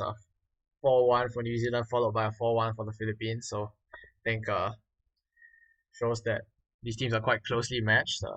The rest of this match should be pretty exciting. Kind of want to watch Odette's game.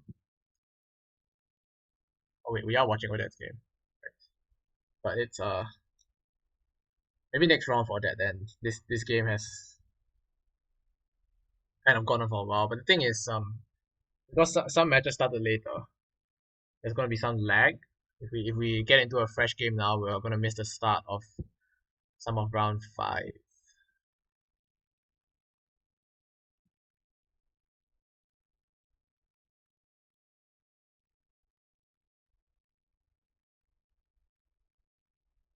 In round five, the top seeds will meet.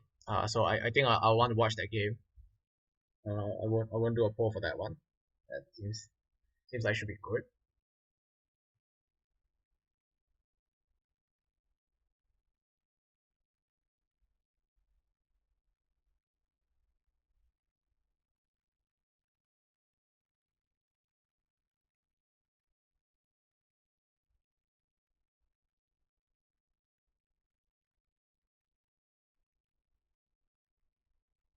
In the meantime, I guess I'll just find the like least in progress game. Oh, nice, Tommy Ying. Uh, so that looks like this one. And we can settle here for now. Yeah, board.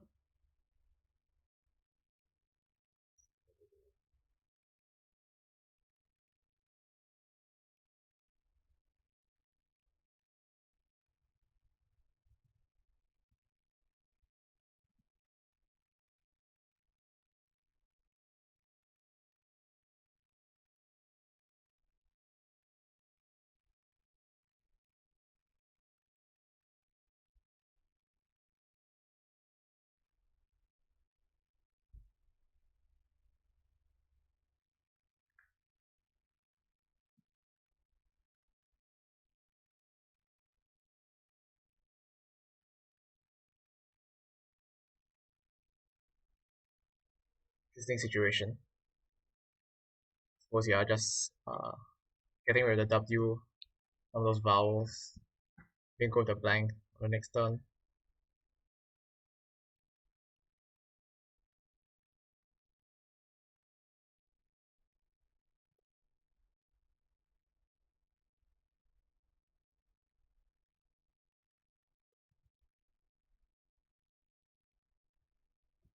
This does have the D hook for Dawi.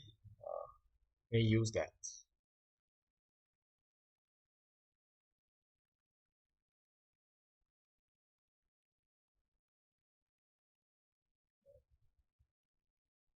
That board is now good, but doesn't quite have all the D's required. But yeah, the Bowie also works, I guess. So yeah, I see a suggestion of Dobla. That is the yep. So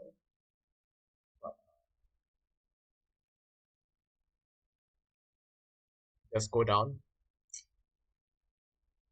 That bingo here.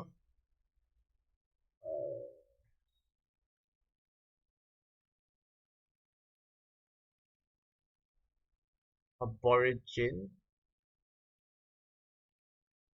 Where? Oh, here from this A.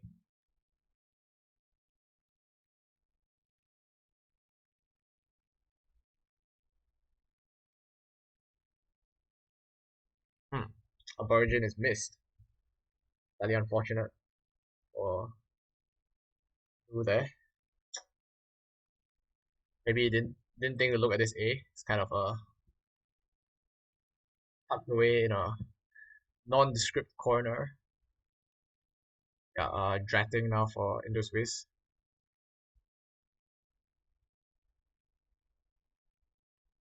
He's pretty straightforward, so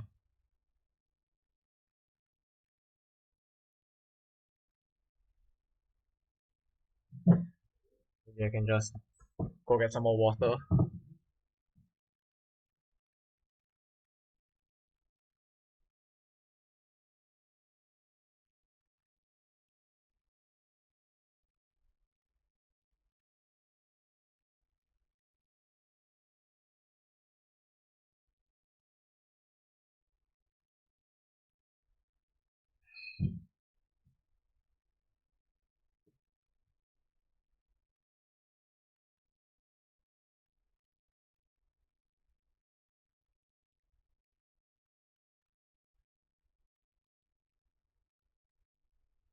I don't suppose you mean this, but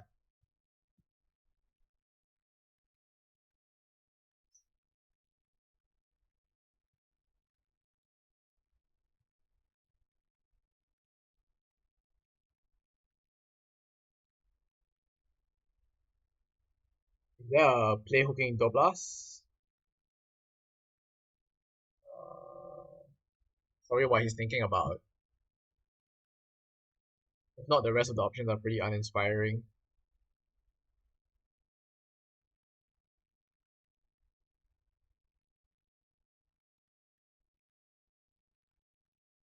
Like just version, I guess. Isonome.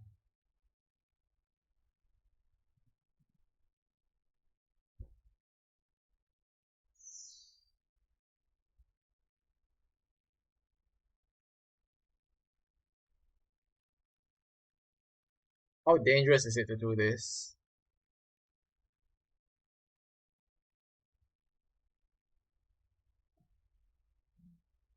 Or I mean, you could get punished pretty hard, I guess. Like QATS, similar kind of word. Isotone as well, yeah. Isotone scoring a bit less though, because it places the blank on the double. So if you're gonna play that, Isonome is the play.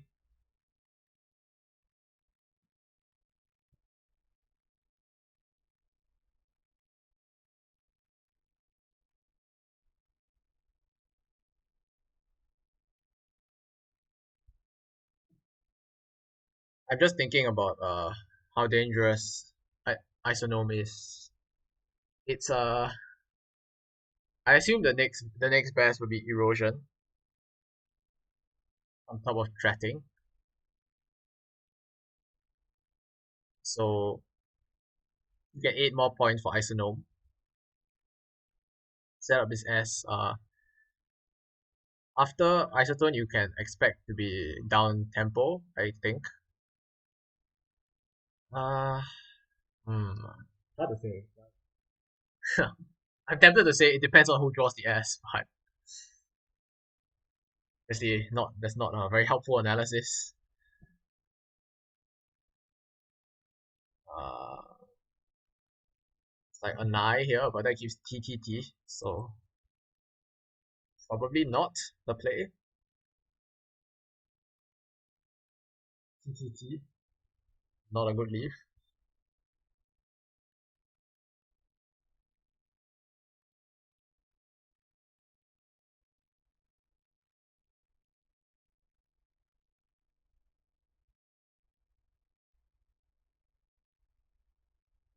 That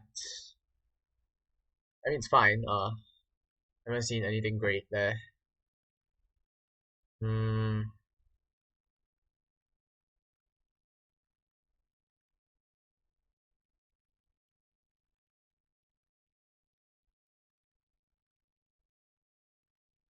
Well, I think the fact that yes was played probably informs Blue that Melvin does have an S. Like the racks where you play yes, but you do have an S, uh, few and far between. You essentially have to have no vowels.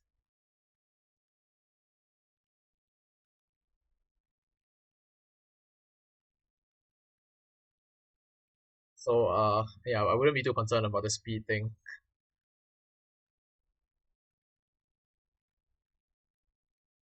Mark comes down.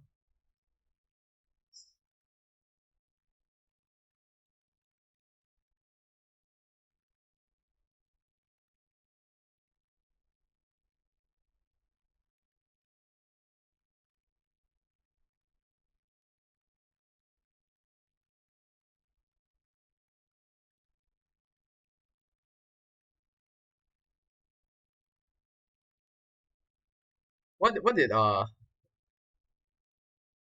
Melvin keep with Mark? Kind of lost track of that. I know there was a U and a P. Was it PRU? I think yeah, I guess it must have been. So yeah, Pine making this S spot significantly less dangerous. Also hopefully drawing a better play with the Q on the next turn.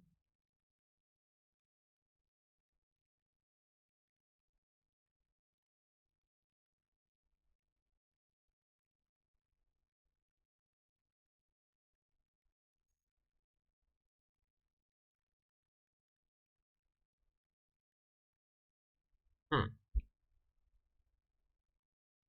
Right. Very, very awkward,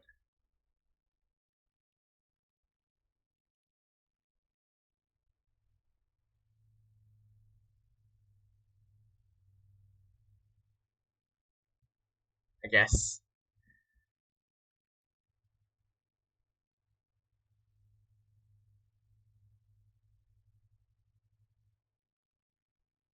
Alright, N1 cat. I mean, it's a fine play. You can always hope for better. You know, there's always more luck sack around the corner.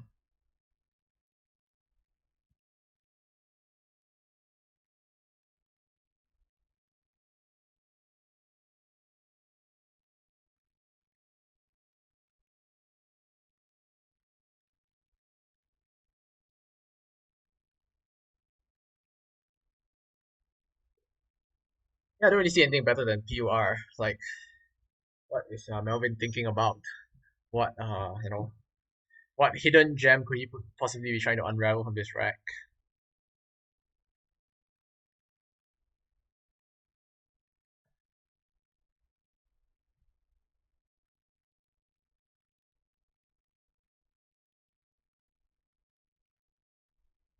Don't see it. Maybe it's a good time to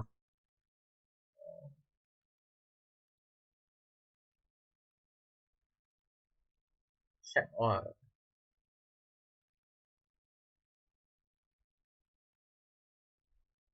some of the other players.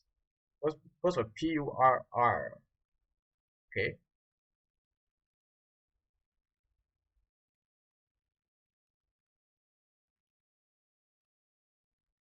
Mm, oh.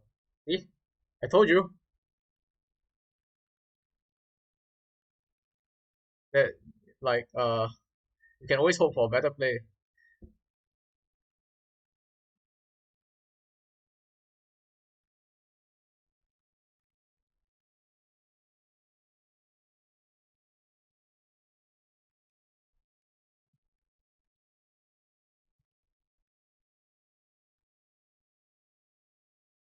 I'm pretty sure PUR is better than QRR. The leave is better and so is the score. But I mean he drew another R, so whatever, I guess. So yeah, I was thinking of playing something that open up. I don't like the fact that cover keeps the U, but I didn't see a way to get rid of CV and U there. Oh, sick draw here for Thor.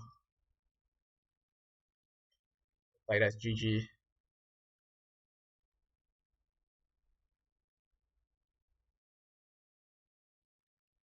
I see some stuff, but is there a bingo starting or ending in C?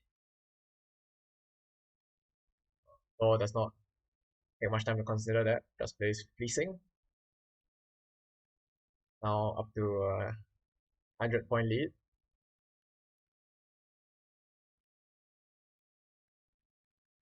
Melvin with not exactly the rack needed to come back from this position.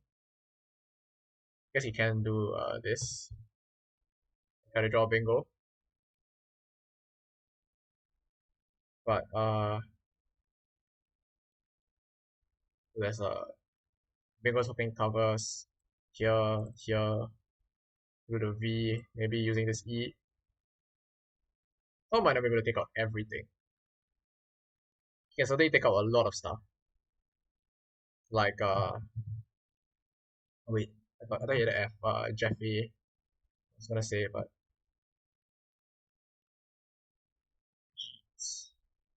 yeah, G looks great. Uh, you don't need to go too defensive because G puts you in a position to outrun the bingo. So G does not blocks one of the best lanes, I guess, to put your opponent on an S. But actually to be fair, Paul has no reason to assume that Indus has the second S.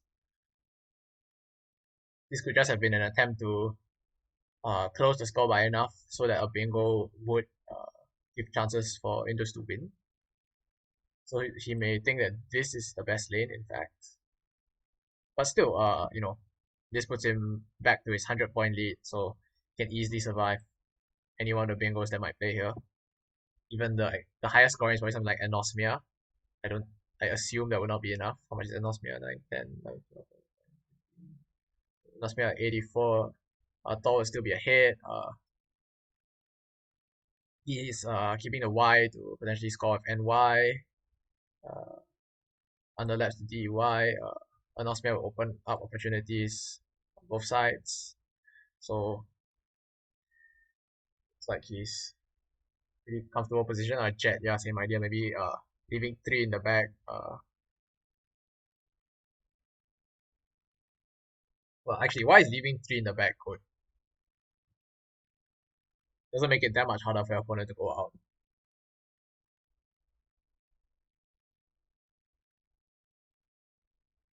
And it might mean that their outplay scores more. All like pretty academic discussion though. So he does have a bingo, but will not be enough. So Stanley beat Odette, Joa beats Howard. Has the Howard Odette game started? I definitely don't want to miss that.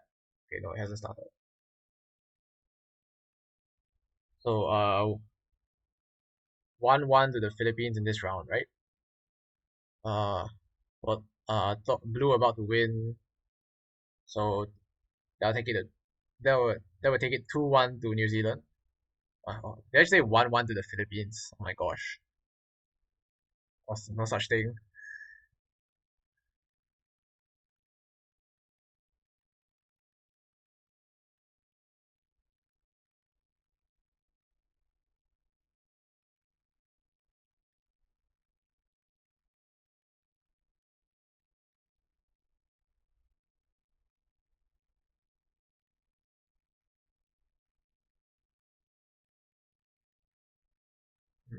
So Dylan Dylan looks like he beat Exodus.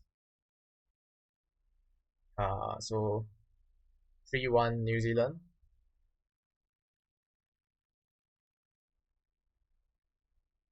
This is a game. This is a round 5 game, right? Like it.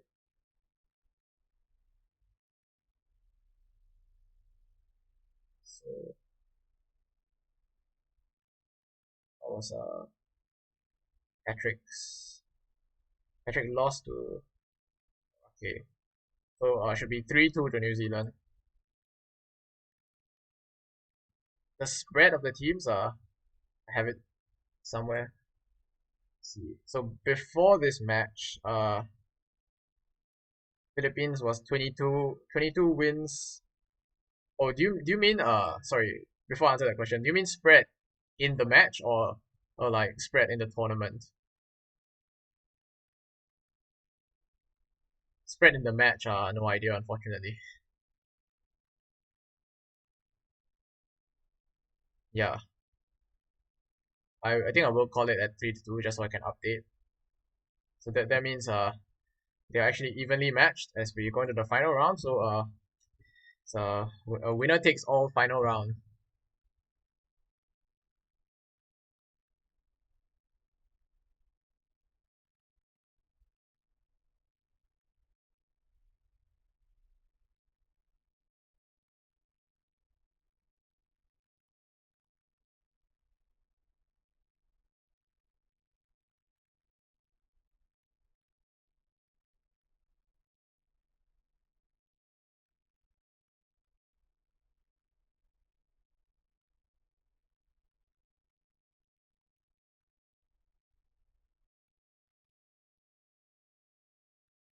Uh,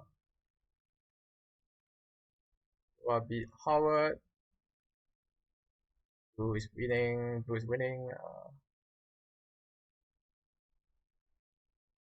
then beat Measure.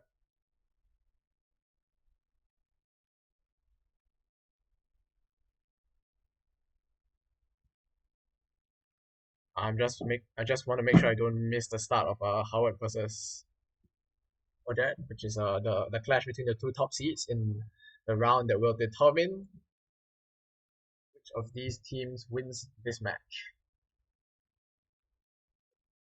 Uh, Quick reminder that this is the last week of pool play.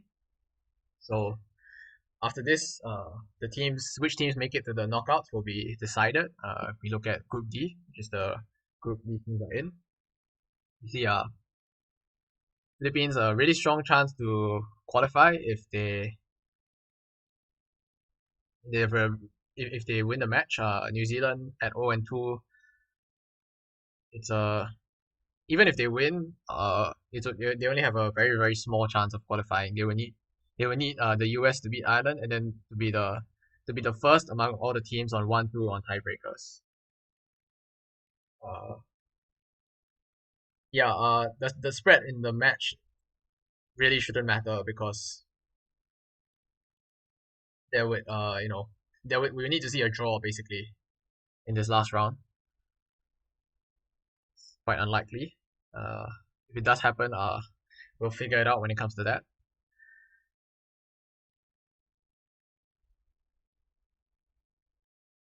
Hey, so an exciting final round.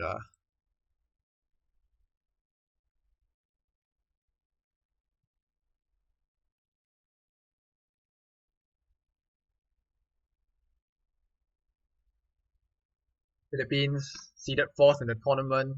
Um, Started their campaign with a big brutal beating from the United States, but they came back last week.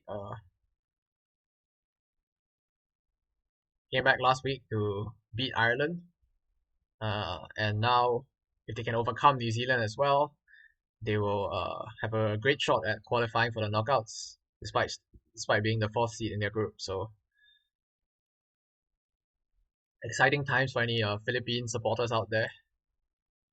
New Zealand more playing to a great extent, much greater extent, just playing for pride. But I'm sure they're still trying their best. They still do have an outside chance of qualification, so they're certainly incentivized to do so. Hopefully, the match we get to watch will be very good. As things kind of slowed down actually. I thought that by the time, except for well, I guess we just put on Stanley versus Orake while we wait. I was expecting some of the matches to kick off faster because there were some delays earlier in the tournament, but apparently not.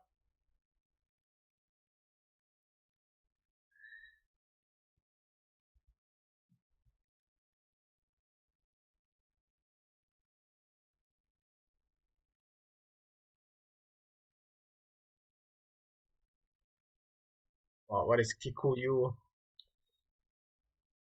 That looks like an extremely low probability word.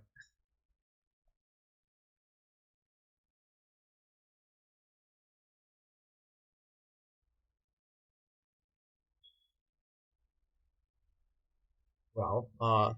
This is looking pretty good for the Philippines. Orake with a sizable lead over Stanley. Mm, both blanks unseen though, so could definitely turn around.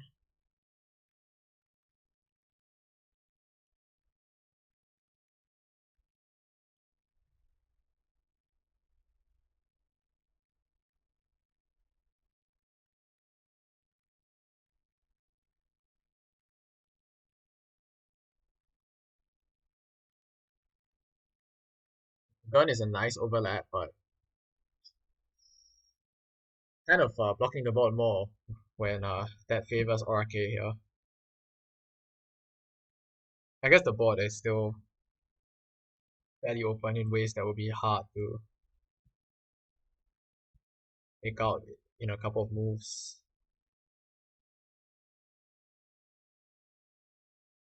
Like a two tile play here would do some damage to the board, but then there's still this A, and playing two tiles here might not necessarily score that much.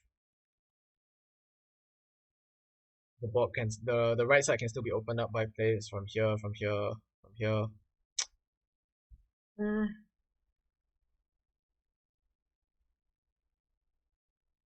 Also, the blanks are, if Stanley does draw the blanks, which he does need to get back into the game, they're flexible enough that you can achieve bingos on semi-blocked boards. Like you might be able to play a bingo with the G, making the correct overlaps.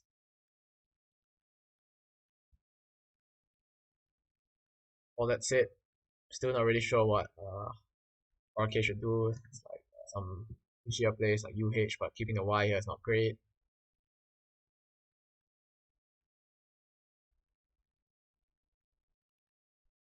Let's go for UH. Alex game still not started.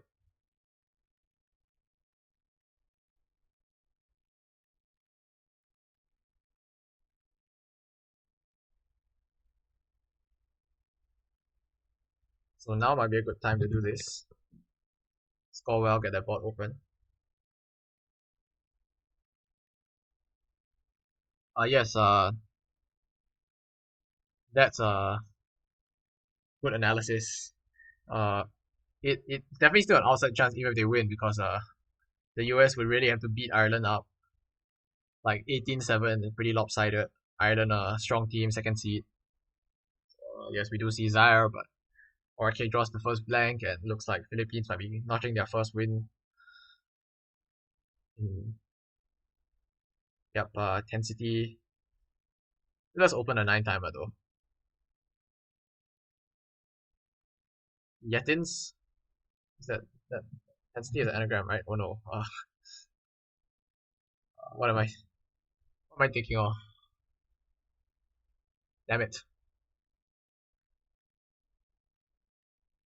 Identity. Yeah, that's a cool play. I I I think Tensity is not the correct shape you want. Cute suggestion from Aphis of Yitten.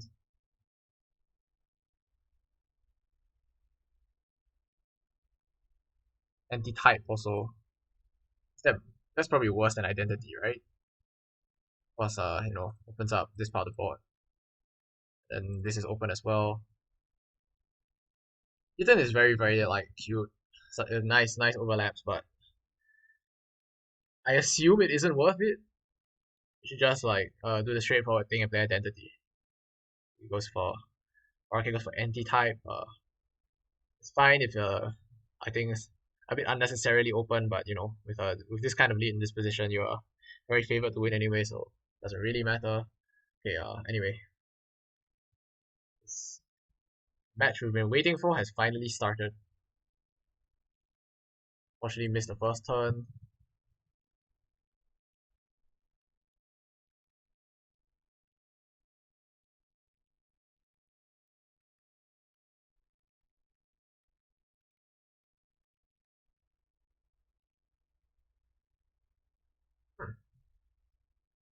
Really an interesting rack for Howard on turn one.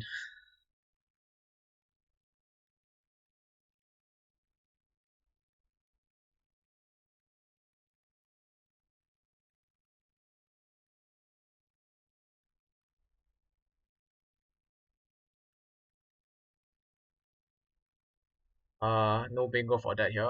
Painting is not good. Quite sure.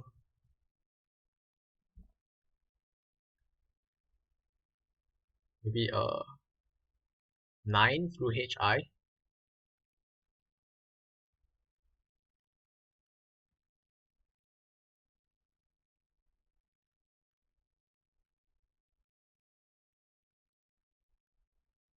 Probably not. So what to do?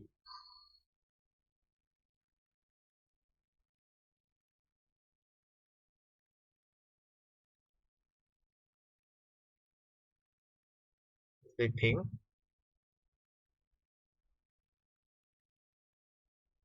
It's not bad. This has a lot of back hooks.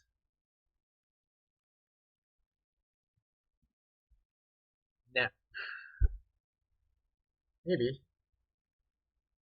Kind of reluctant to give out the E, but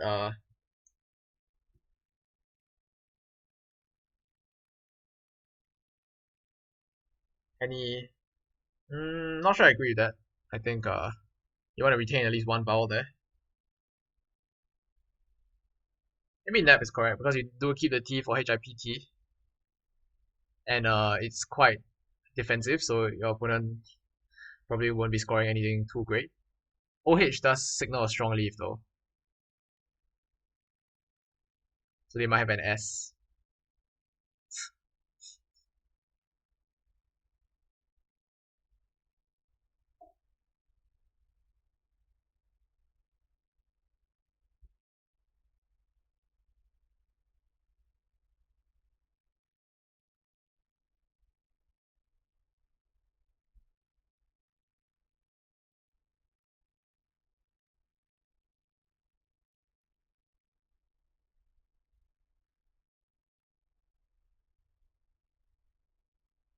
Hmm, Yeg, maybe? Iggy and oh, that's nice. Wow, sick overlap. I only saw this Hetty's challenge that misses a better play, unfortunately. Mafa is good, right? Am I crazy? Okay, no, I'm crazy.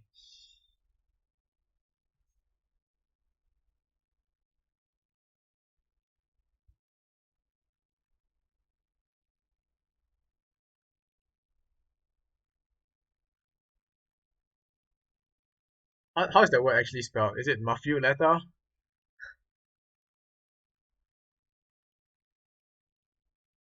Uh, just do like farm here, guess.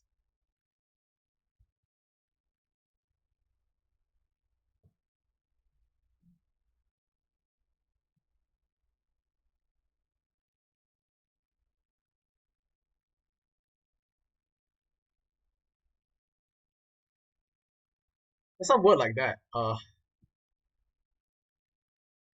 Oh, there are no words like that. I take back everything I said.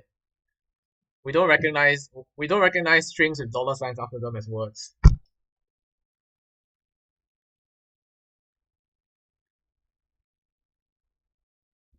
There are no words like that. Terrible. Uh, Bake. Wait, there's be taken. Or I guess skip. The better spot for for that Mrs. Be taken. Yikes. This bake spot too tempting, and it might potentially be a big punish if there's some kind of bingo with the B. Don't see one immediately.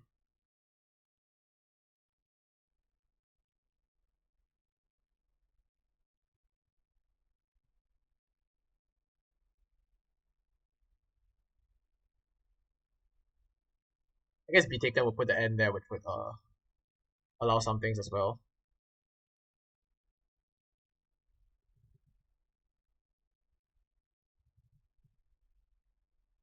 No B plays, so pairs. B taken would have yielded like saffron in,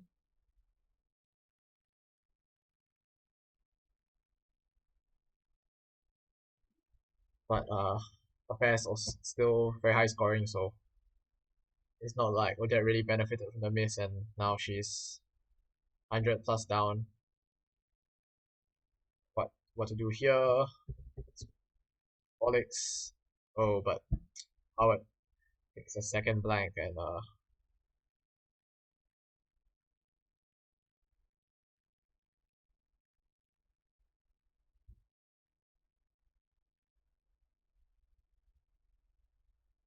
I think you should stop asking the bot to define gibberish, Jello. It takes it takes processing power.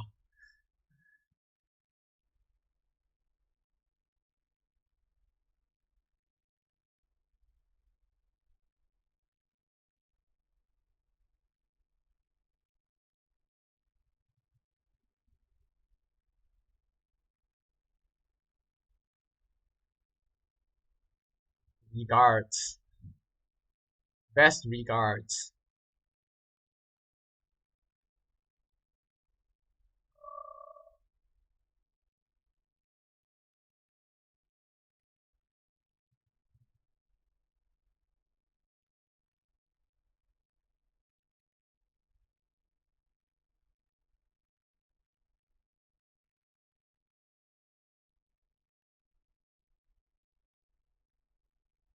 I suppose there might be some consolation for that Howard doesn't have any great options.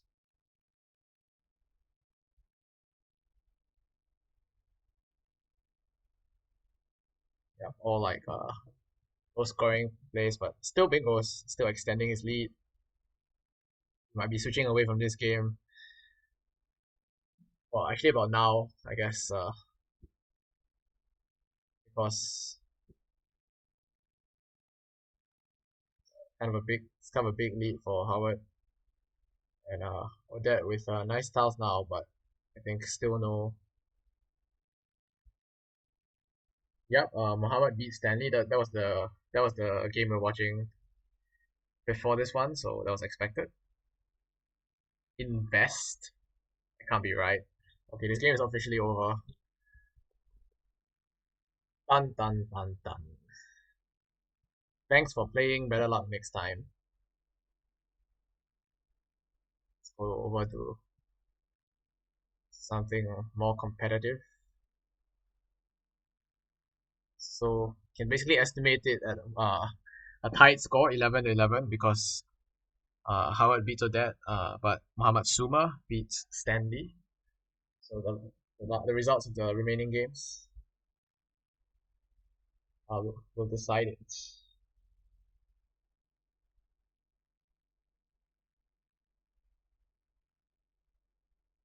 A lot of bingos in this game. Wow, three each.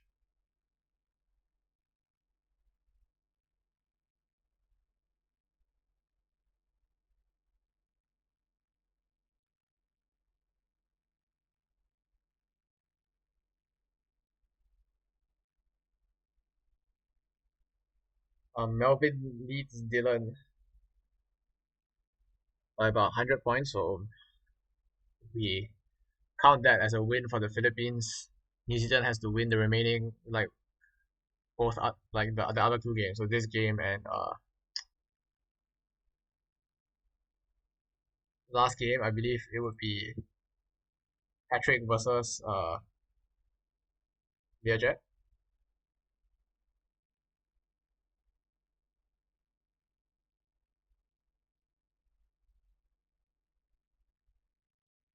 Evo is a very common hope in Collins games. So like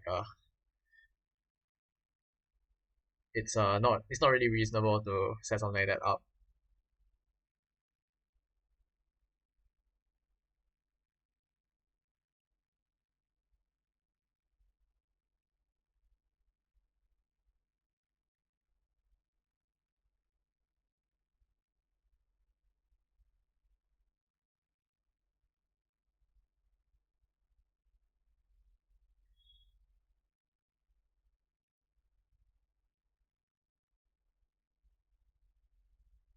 Okay, so looks like it's gonna be an exciting finish with thanks for the updates by the way, final. Patrick, Learjet, close and Thor leading in this one. What should Joa do? Good scoring tiles, just can't see like any great plays. Out is an option. Uh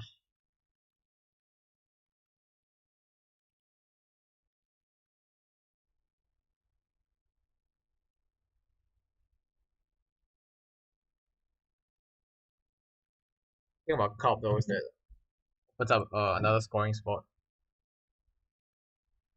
So it might not actually get you closer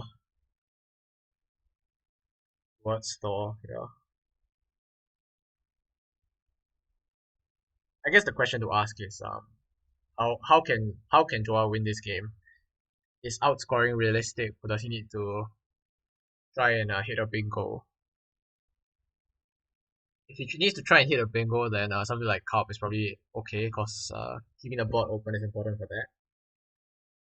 To me, it does feel like he needs to hit a big goal. Like he's not amazingly far behind, but the lack of great scoring spots implies that he should try to uh, come back by bingoing. Yeah, a lot of like decent but not amazing options. But this is not thematic with the I need a bingo to win because it blocks the board.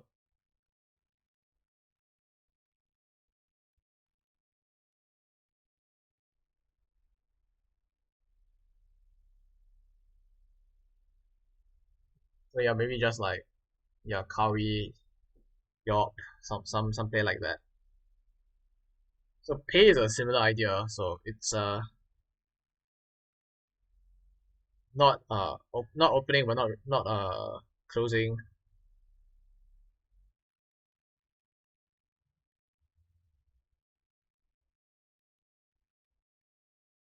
I guess copy doesn't it like the P lane is not like amazing, but copy does like occupy this A. More importantly, like it just like puts letters into empty space, which is blocking in the long term.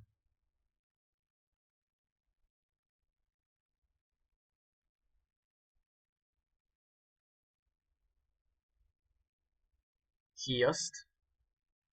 Oh, Aegis. I was thinking of like Fey or Fayust, I guess. But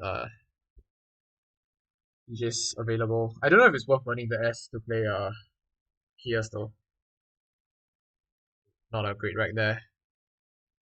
I guess he has dodged. Probably not how it's pronounced. That's probably too reckless. Not looking great for Joa in this game then. Just plays like something here.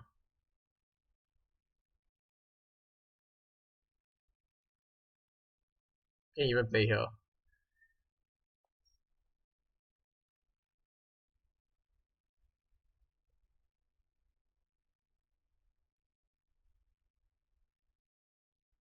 Although another thing about copy is that actually it takes out this lane. I guess well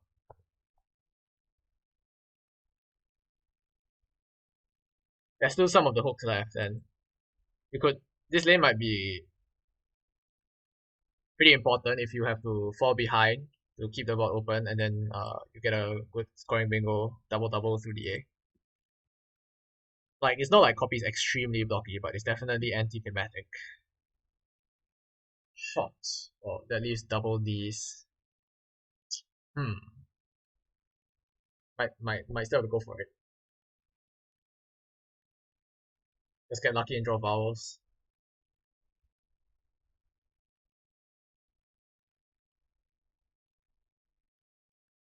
So the yellow is suggesting shots here. Why isn't it working? Oh wait, because Joe has moved. Och. That does score very well. Didn't see that. It's leaning even harder on drawing fouls.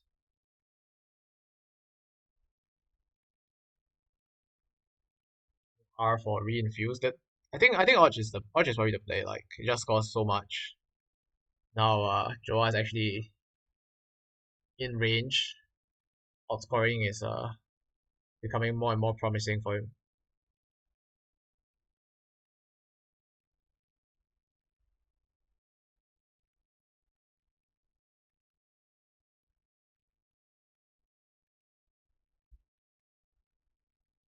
Any updates from the other games? It's getting dark in my room as well. Is my camera still okay? It's fine. Yeah, I expected some play like that just to keep the scoring going, but uh, there's a T on Joa's rack to try and score back. Just the annoying thing is that he uses all of his good tiles, like he plays like date.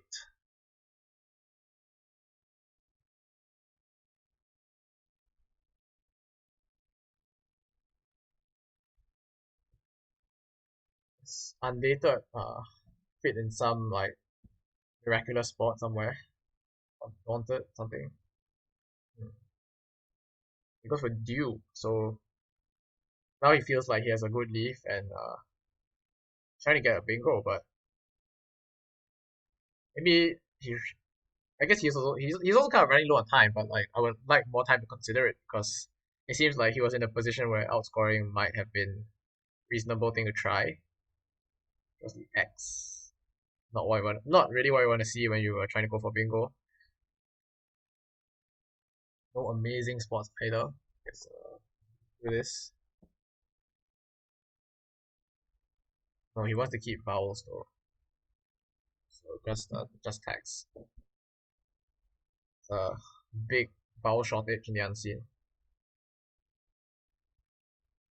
Or maybe don't want to play that, try and keep some of these lines that I was talking about earlier open.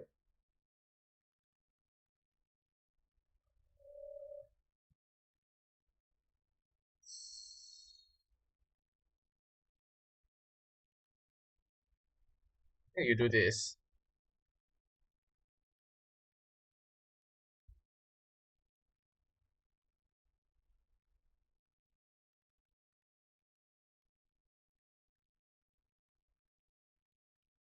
The thing is, Dew scored so little, and then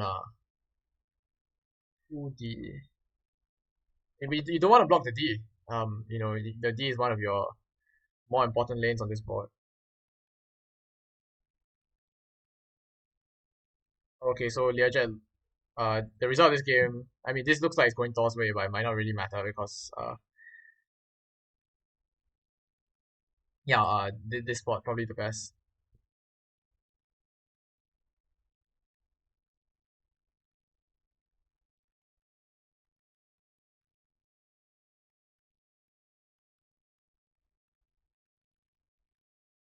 Yeah, it's worth noting that this is a lane, so he draws F for R, for Phi for fear.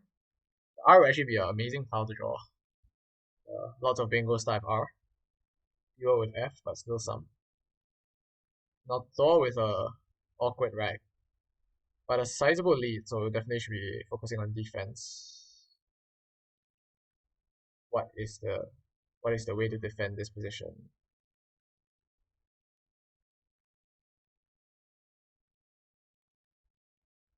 So where are the threats if you're Thor? It goes through this D, quite a flexible lane, but only score face value. X actually taken out the A. So this A hard to hit but high scoring. The P hard to hit, low scoring, and this so a lot of threats centered here. So some play in this region.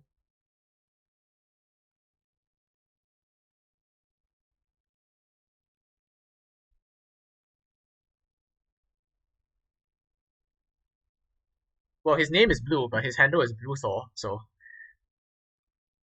I'm just like alternating between calling him Blue and Thor.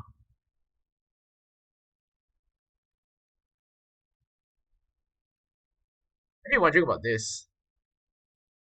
There are five in the back. Um, Sorry, you can't see the thing that displays the number, but I do have the unseen out. So 12 unseen, so 5 in the back.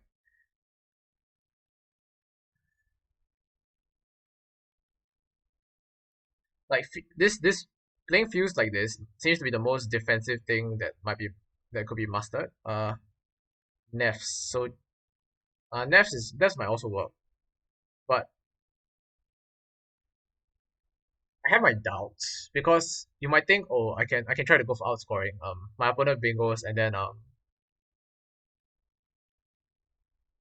get them. I left one in the back, so I still get another score. Thing is, you could draw really badly with how imbalanced the back is. Like, you could potentially have all constants in your rack and lose that way. Seems like it's going to be an academic discussion though, unless there's some one-tile fish. Oh wait, no. I thought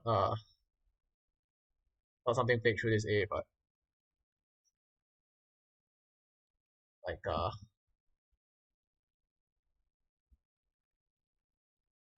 Datotane, not a word.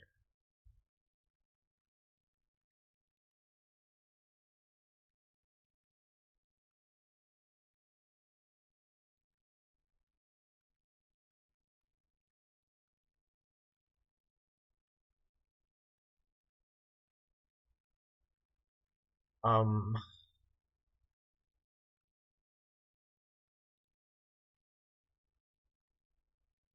I don't know like how often that works. I was still trying to think about the fishes.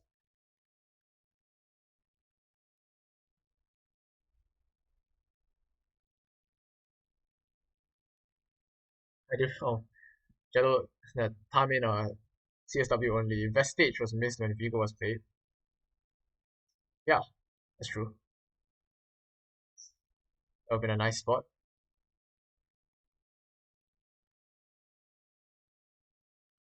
So Noah has novated on his rack. Don't think that plays.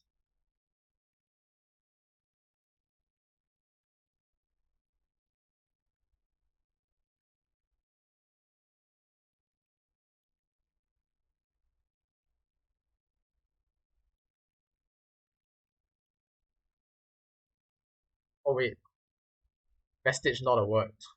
Right. I did think it sounded funny, but trying to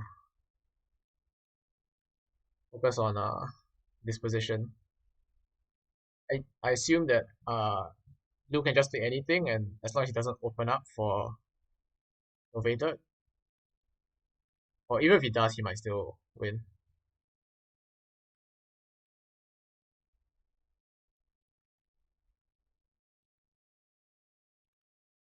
Learjet beats Patrick. Okay, so does that mean the Philippines win, regardless of the outcome of this uh outcome of this match? I see like a rank,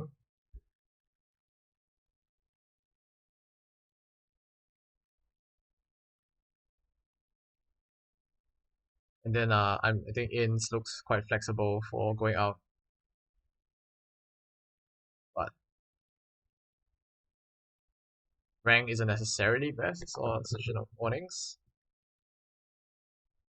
I assume rank does better though, because normally if one tile you don't like you can't score that much.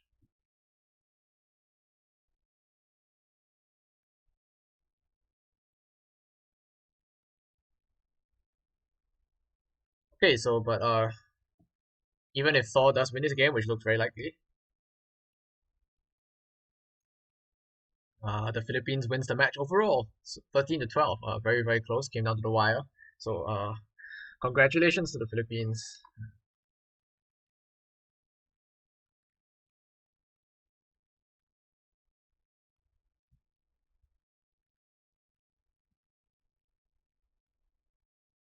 Uh, they're just gonna play the final moves out, but the game is decided. So sorry, if you go to this screen, you can see that now the Philippines improving to 2-1. Uh, that means that if the US beats Ireland, the Philippines will simply just go through outright. If Ireland beats the US, on the other hand, uh, both Ireland and the Philippines will have a 2-1 record. Uh, so it will go to breakers. The Ireland is currently on 26 wins. Philippines on 22. So the Philippines is going to improve to 35. Okay, so Ireland can if Ireland wins, they will have more game wins than the Philippines for sure because you can't win with less than 13. So it's yes, it is a must win for Ireland. It's the math is quite simple. If Ireland wins, they're through. If they don't win, they're not through. Similarly for the Philippines, you know, Ireland wins, Philippines is out.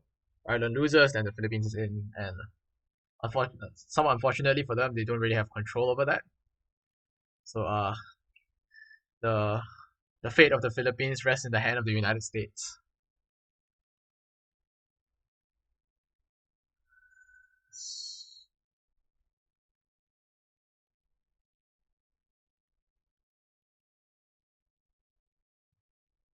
Mm, just update this to show off the final score.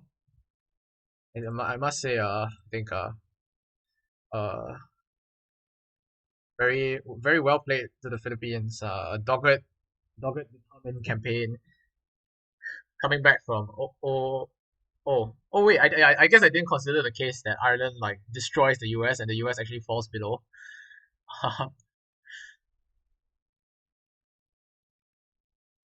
so so yes, if Ireland can keep the US to 1 win or fewer and beats them, the Philippines can also qualify that way.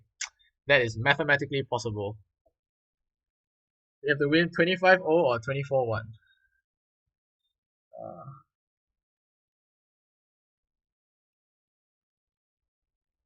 me just well, speaking of the timing for United States v Ireland, this was just the start of another jam-packed weekend of um, scrabbling action. So it's what time is it now? In about 1.5 hours, QPR fan will be bringing us Pakistan v South Africa. Let me just shout out QPR fan. It's awesome. Aditya, QPR fan joining the Coco coverage team. Love to see it. And then so that's in 1.5 hours. In 6-ish hours, there'll be Ghana v Kenya at by 1:15 Will Anderson.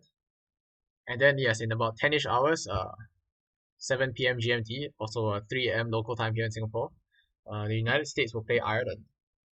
That's the Saturday matchups for the full list.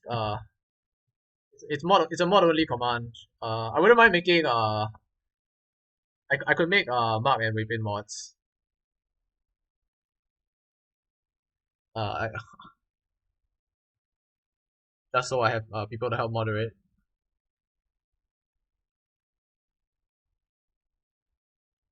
Don't abuse the shout out though. Uh, as always, for the full list of for full results, the full matchup schedule, everything, you can find it all at this link. Use the command !VWC to access it. I've just done it, so you can see that. Yeah. Anyway, as I was saying, yeah, I think a great campaign from the Philippines. They started off with a pretty demoralizing loss to the US, the top seed, and they started as the fourth seed. Really battled back from that. Two hard fought wins over 2 weeks to put themselves in a great position to make it to the elimination round. So well done. Commiserations to New Zealand. Going 0-3, unfortunately. Not managing even one win, but nevertheless well played. Better luck next time. Better luck next time.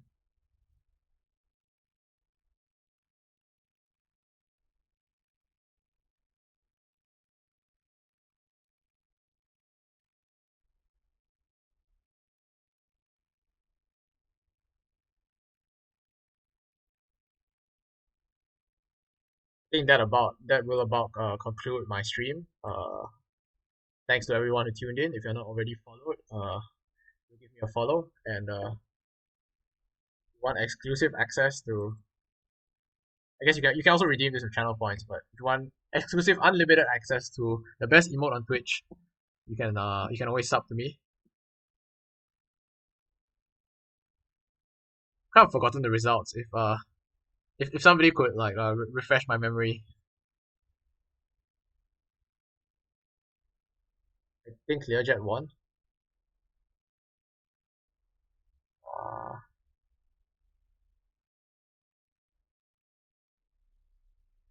won this. God damn it. So hard to remember. 4K beat Stanley.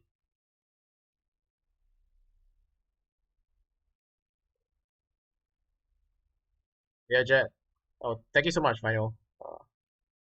Clearjet. Blue. What about Dylan v Melvin? I guess the Philippines won, so that must have gone to Melvin. All right, we did it.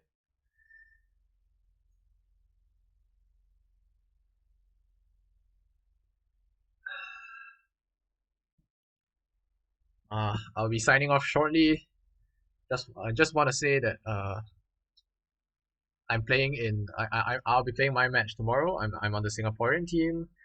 9 a.m. local time, 1 a.m. GMT. 9 p.m. Saturday. Eastern time. That will be on Will's channel, twitch.tv. Oh, sorry, it will be on the Coco Scrabble channel. Apologies.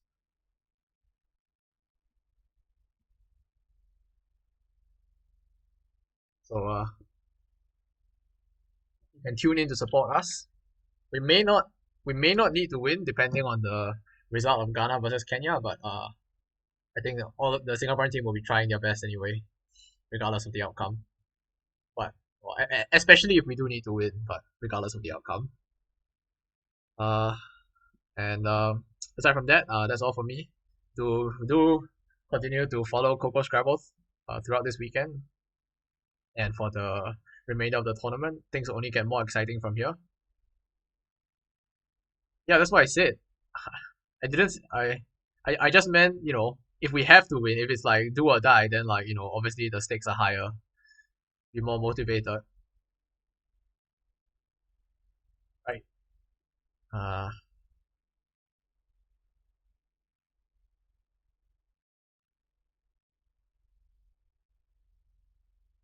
to avoid facing the champ of Group D. Well, the thing is, who knows who the champ of Group D will be? Is that is not yet decided.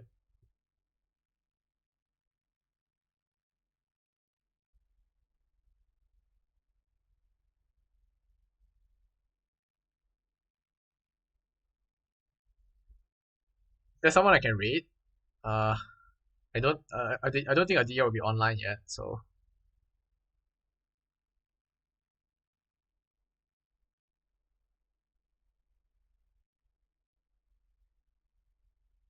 so nope. Yeah, that's how I. No one playing Scrabble.